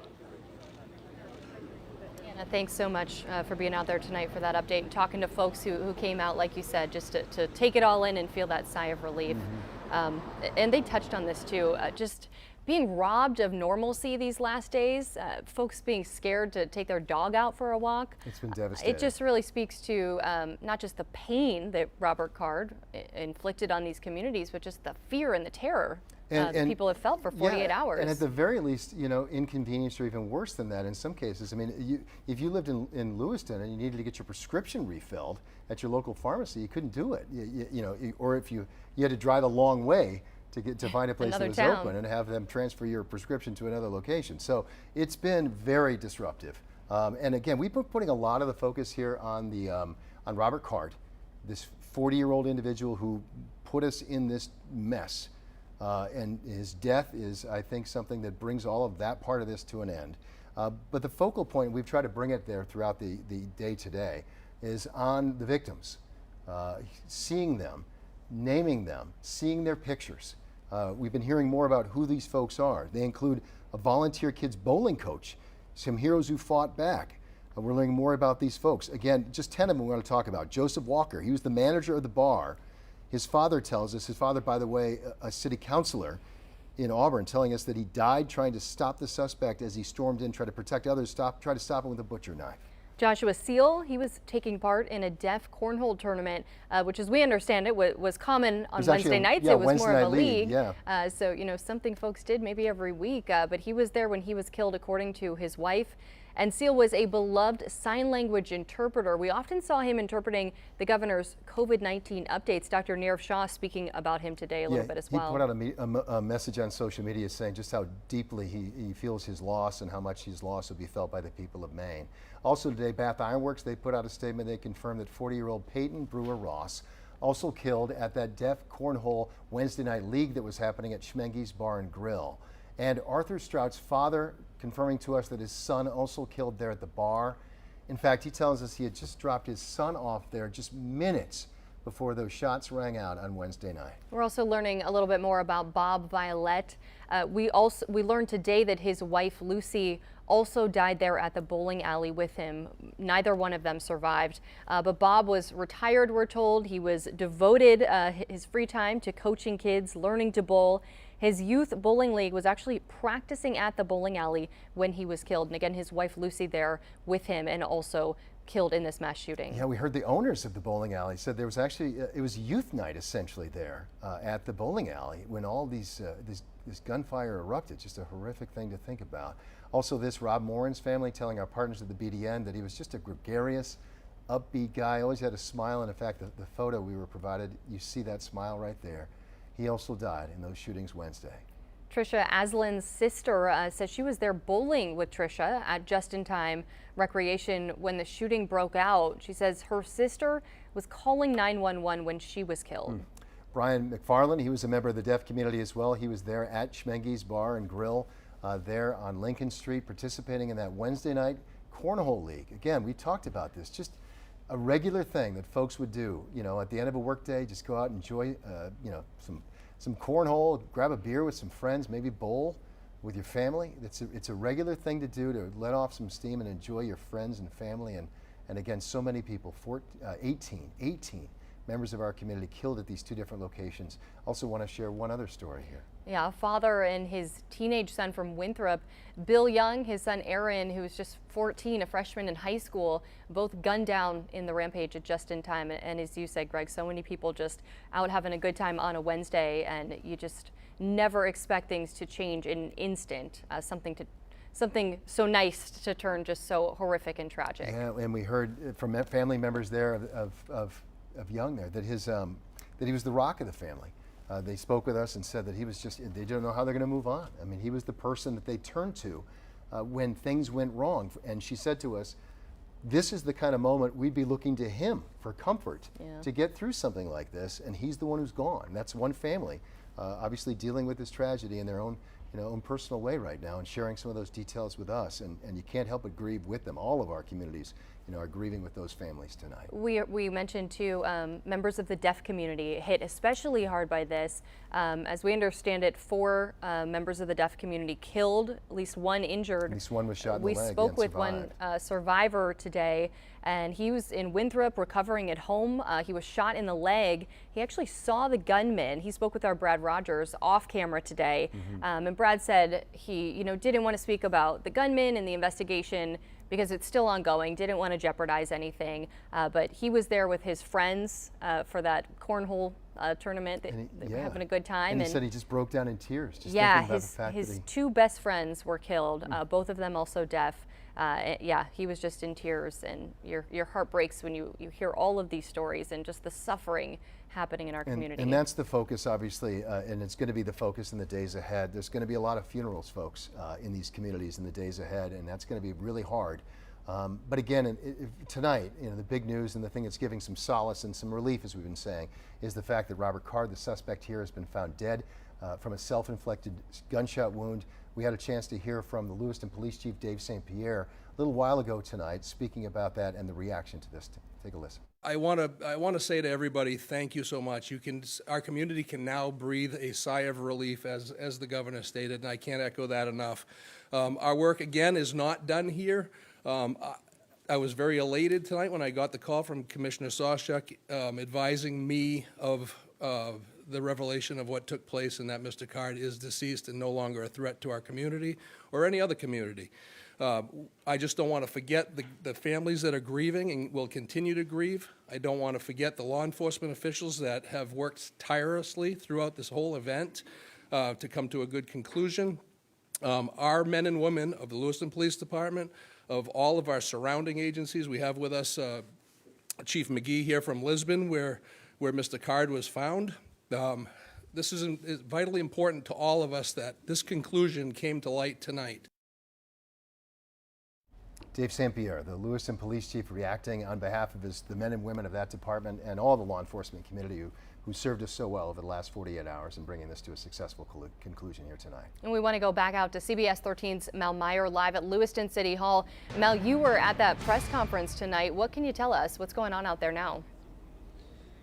Well, most of the focus was just on the fact that they had found Robert Card's body. It wasn't much so into the details about how this investigation came together and how they were able to find that body. I know there were a lot of questions asked of the Department of Public Safety Commissioner asking how that all happened, and so he has instead that this will come up tomorrow morning during that 10 a.m. press conference.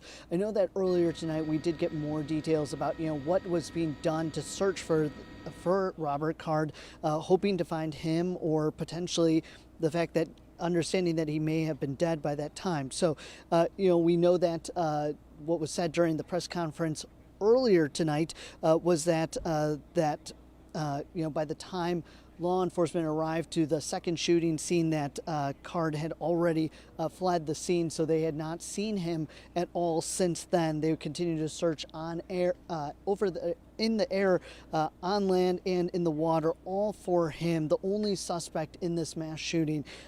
they were still telling people to shelter in place until this evening.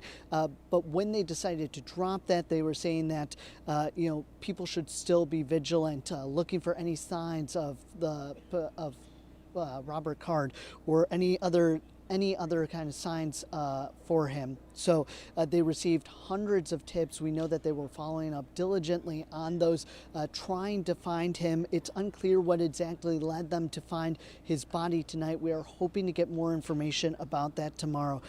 Again, it sounds like this investigation will continue. There is still a lot of unknowns. This law enforcement investigation is not over by any stretch of the imagination.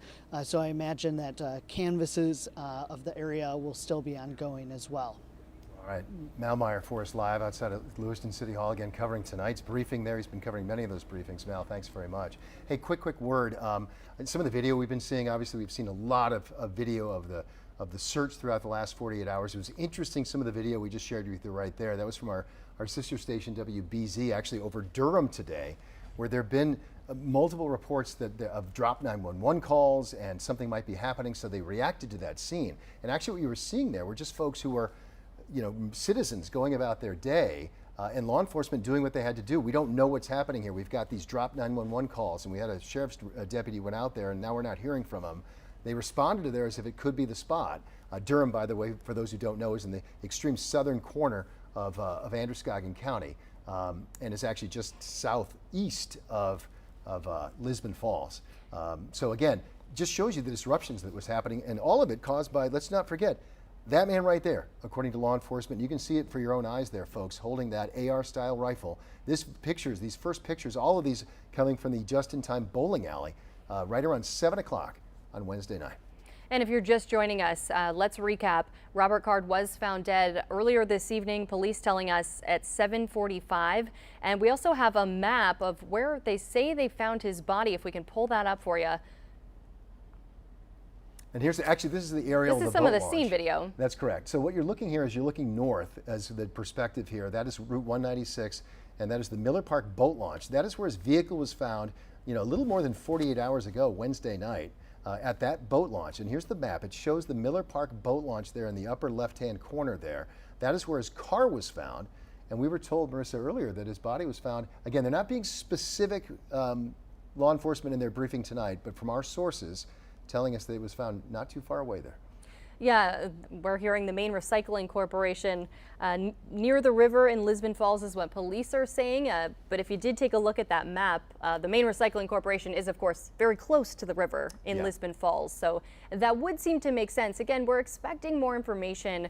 Hopefully tomorrow. They are planning to hold another press briefing at 10 a.m. And Commissioner Soschuk suggested that, they were keeping it brief tonight. They really wanted to get this out to the public, let everybody know that Robert Card again found dead from a self-inflicted gunshot wound, but that we can expect hopefully more information tomorrow morning. Yeah, and it was in this, he did confirm it was in the area that you're seeing on the map. Our information from other sources, not from the briefing tonight, is that it was at the recycling center there.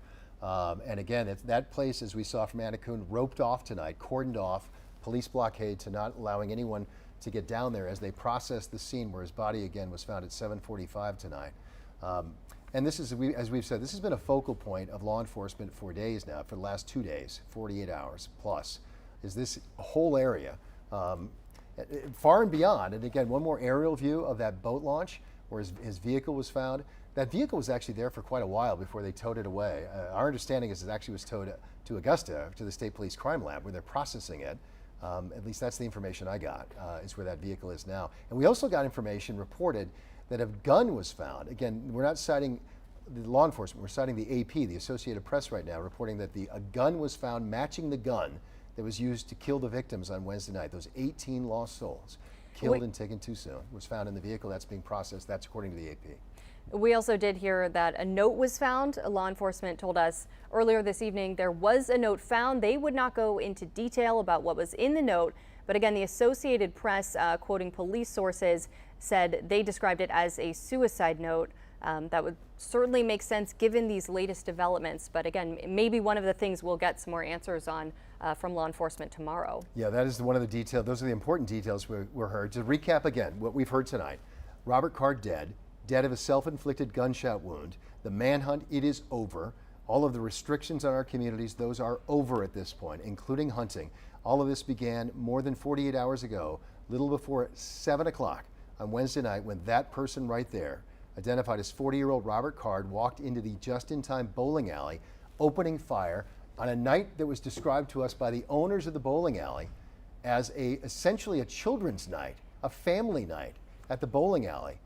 That's when he opened fire. Why he targeted that place, we do not know. That information will come out likely, we hope, perhaps as early as tomorrow morning, certainly in the next few days, as we get more information from law enforcement about what a possible motive might be.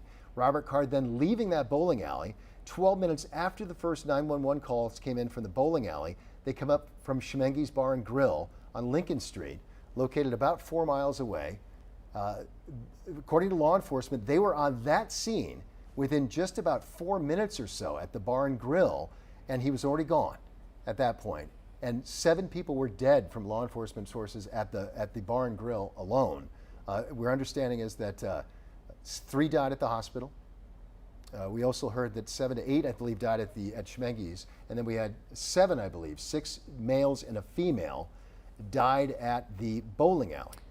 We now know there were 2 females. Actually, the number, they changed a little bit. I believe one of the females died at the hospital.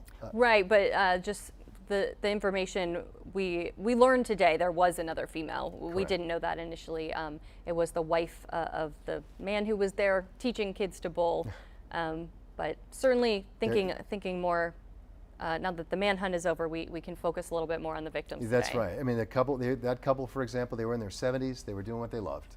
He was doing what he loved. He loved coaching kids. And his wife was there with him. And both of them were in the wrong place that night, not for any fault of their own. It was because of the ill intent of one individual. Well, why he did it, that'll hopefully come out. Not necessarily just for our sake, but for the sake of the families. Police too, mentioning they do still have a lot of work ahead. You know, they want to fully investigate this to help everybody find some closure. And they mentioned that includes video from each business. You know, they obviously had surveillance. That's how we got those photos from the bowling alley. But also, Commissioner Sawchuk mentioned just all the technology we have access to these days. He mentioned computers, cell phones. They've had to get search warrants for all of those, which is a process in itself.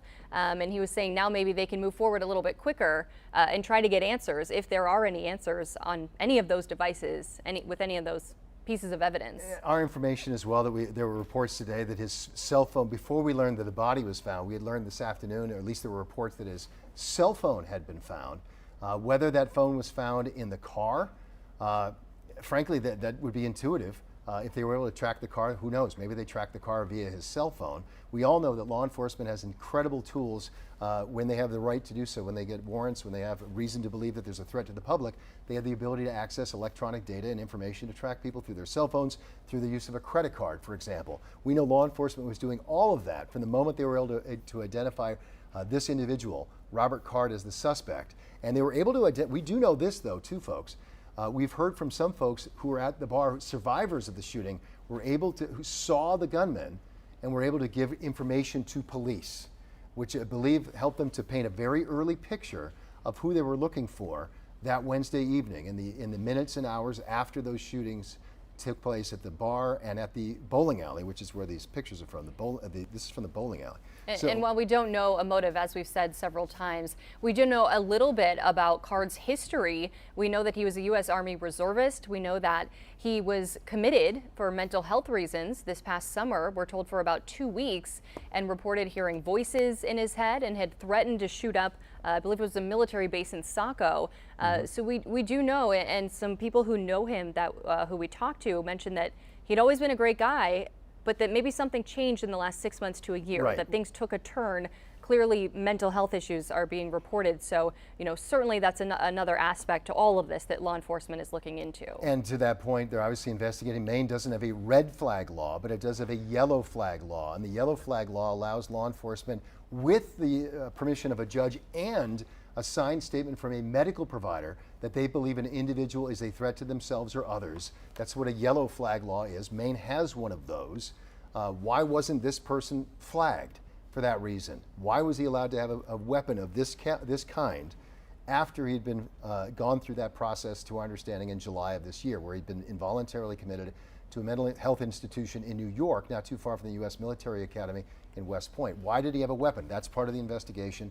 It's part of the conversation, folks, that we need to have here in the state of Maine, and we will have in the days and weeks and months ahead about what can we learn from this tragedy. Go ahead. Let's get us some of the reaction too from our congressional delegation. We're getting statements from Angus King. He says, "Tonight I join my neighbors and friends in a communal sense of relief. We are grateful to law enforcement and first responders for 50 hours of nonstop dedication and determination that brought us this relief. It will take a long, long time to process this pain, but Maine people have grit, resolve, and heart, and we will come together through this difficult grieving period and hope for brighter, calmer days." We also have a statement from Congressman Jared Golden, a Lewiston native, reacting to this news, saying, quote, "With the news that the murderer responsible for Wednesday's shooting has been found dead, the people of Lewiston and the surrounding communities can feel safe that this threat has ended. I know that we will all continue to pray for and care for the families who have lost loved ones, for the wounded, and for the survivors who experienced this terrible shooting.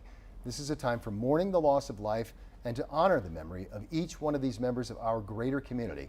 He goes on to say, "I want to express gratitude to local law enforcement agencies and all who responded from across the state and the country to put their lives at risk to protect our community, and also to the EMT and medical professionals who responded to the crisis." That's the statement tonight from Congressman Jared Golden. As we do want to tell you folks, we're coming up on about about 50 seconds to go in our newscast here. It's a very special edition, obviously, of special presentation of CBS 13 News at 11 o'clock.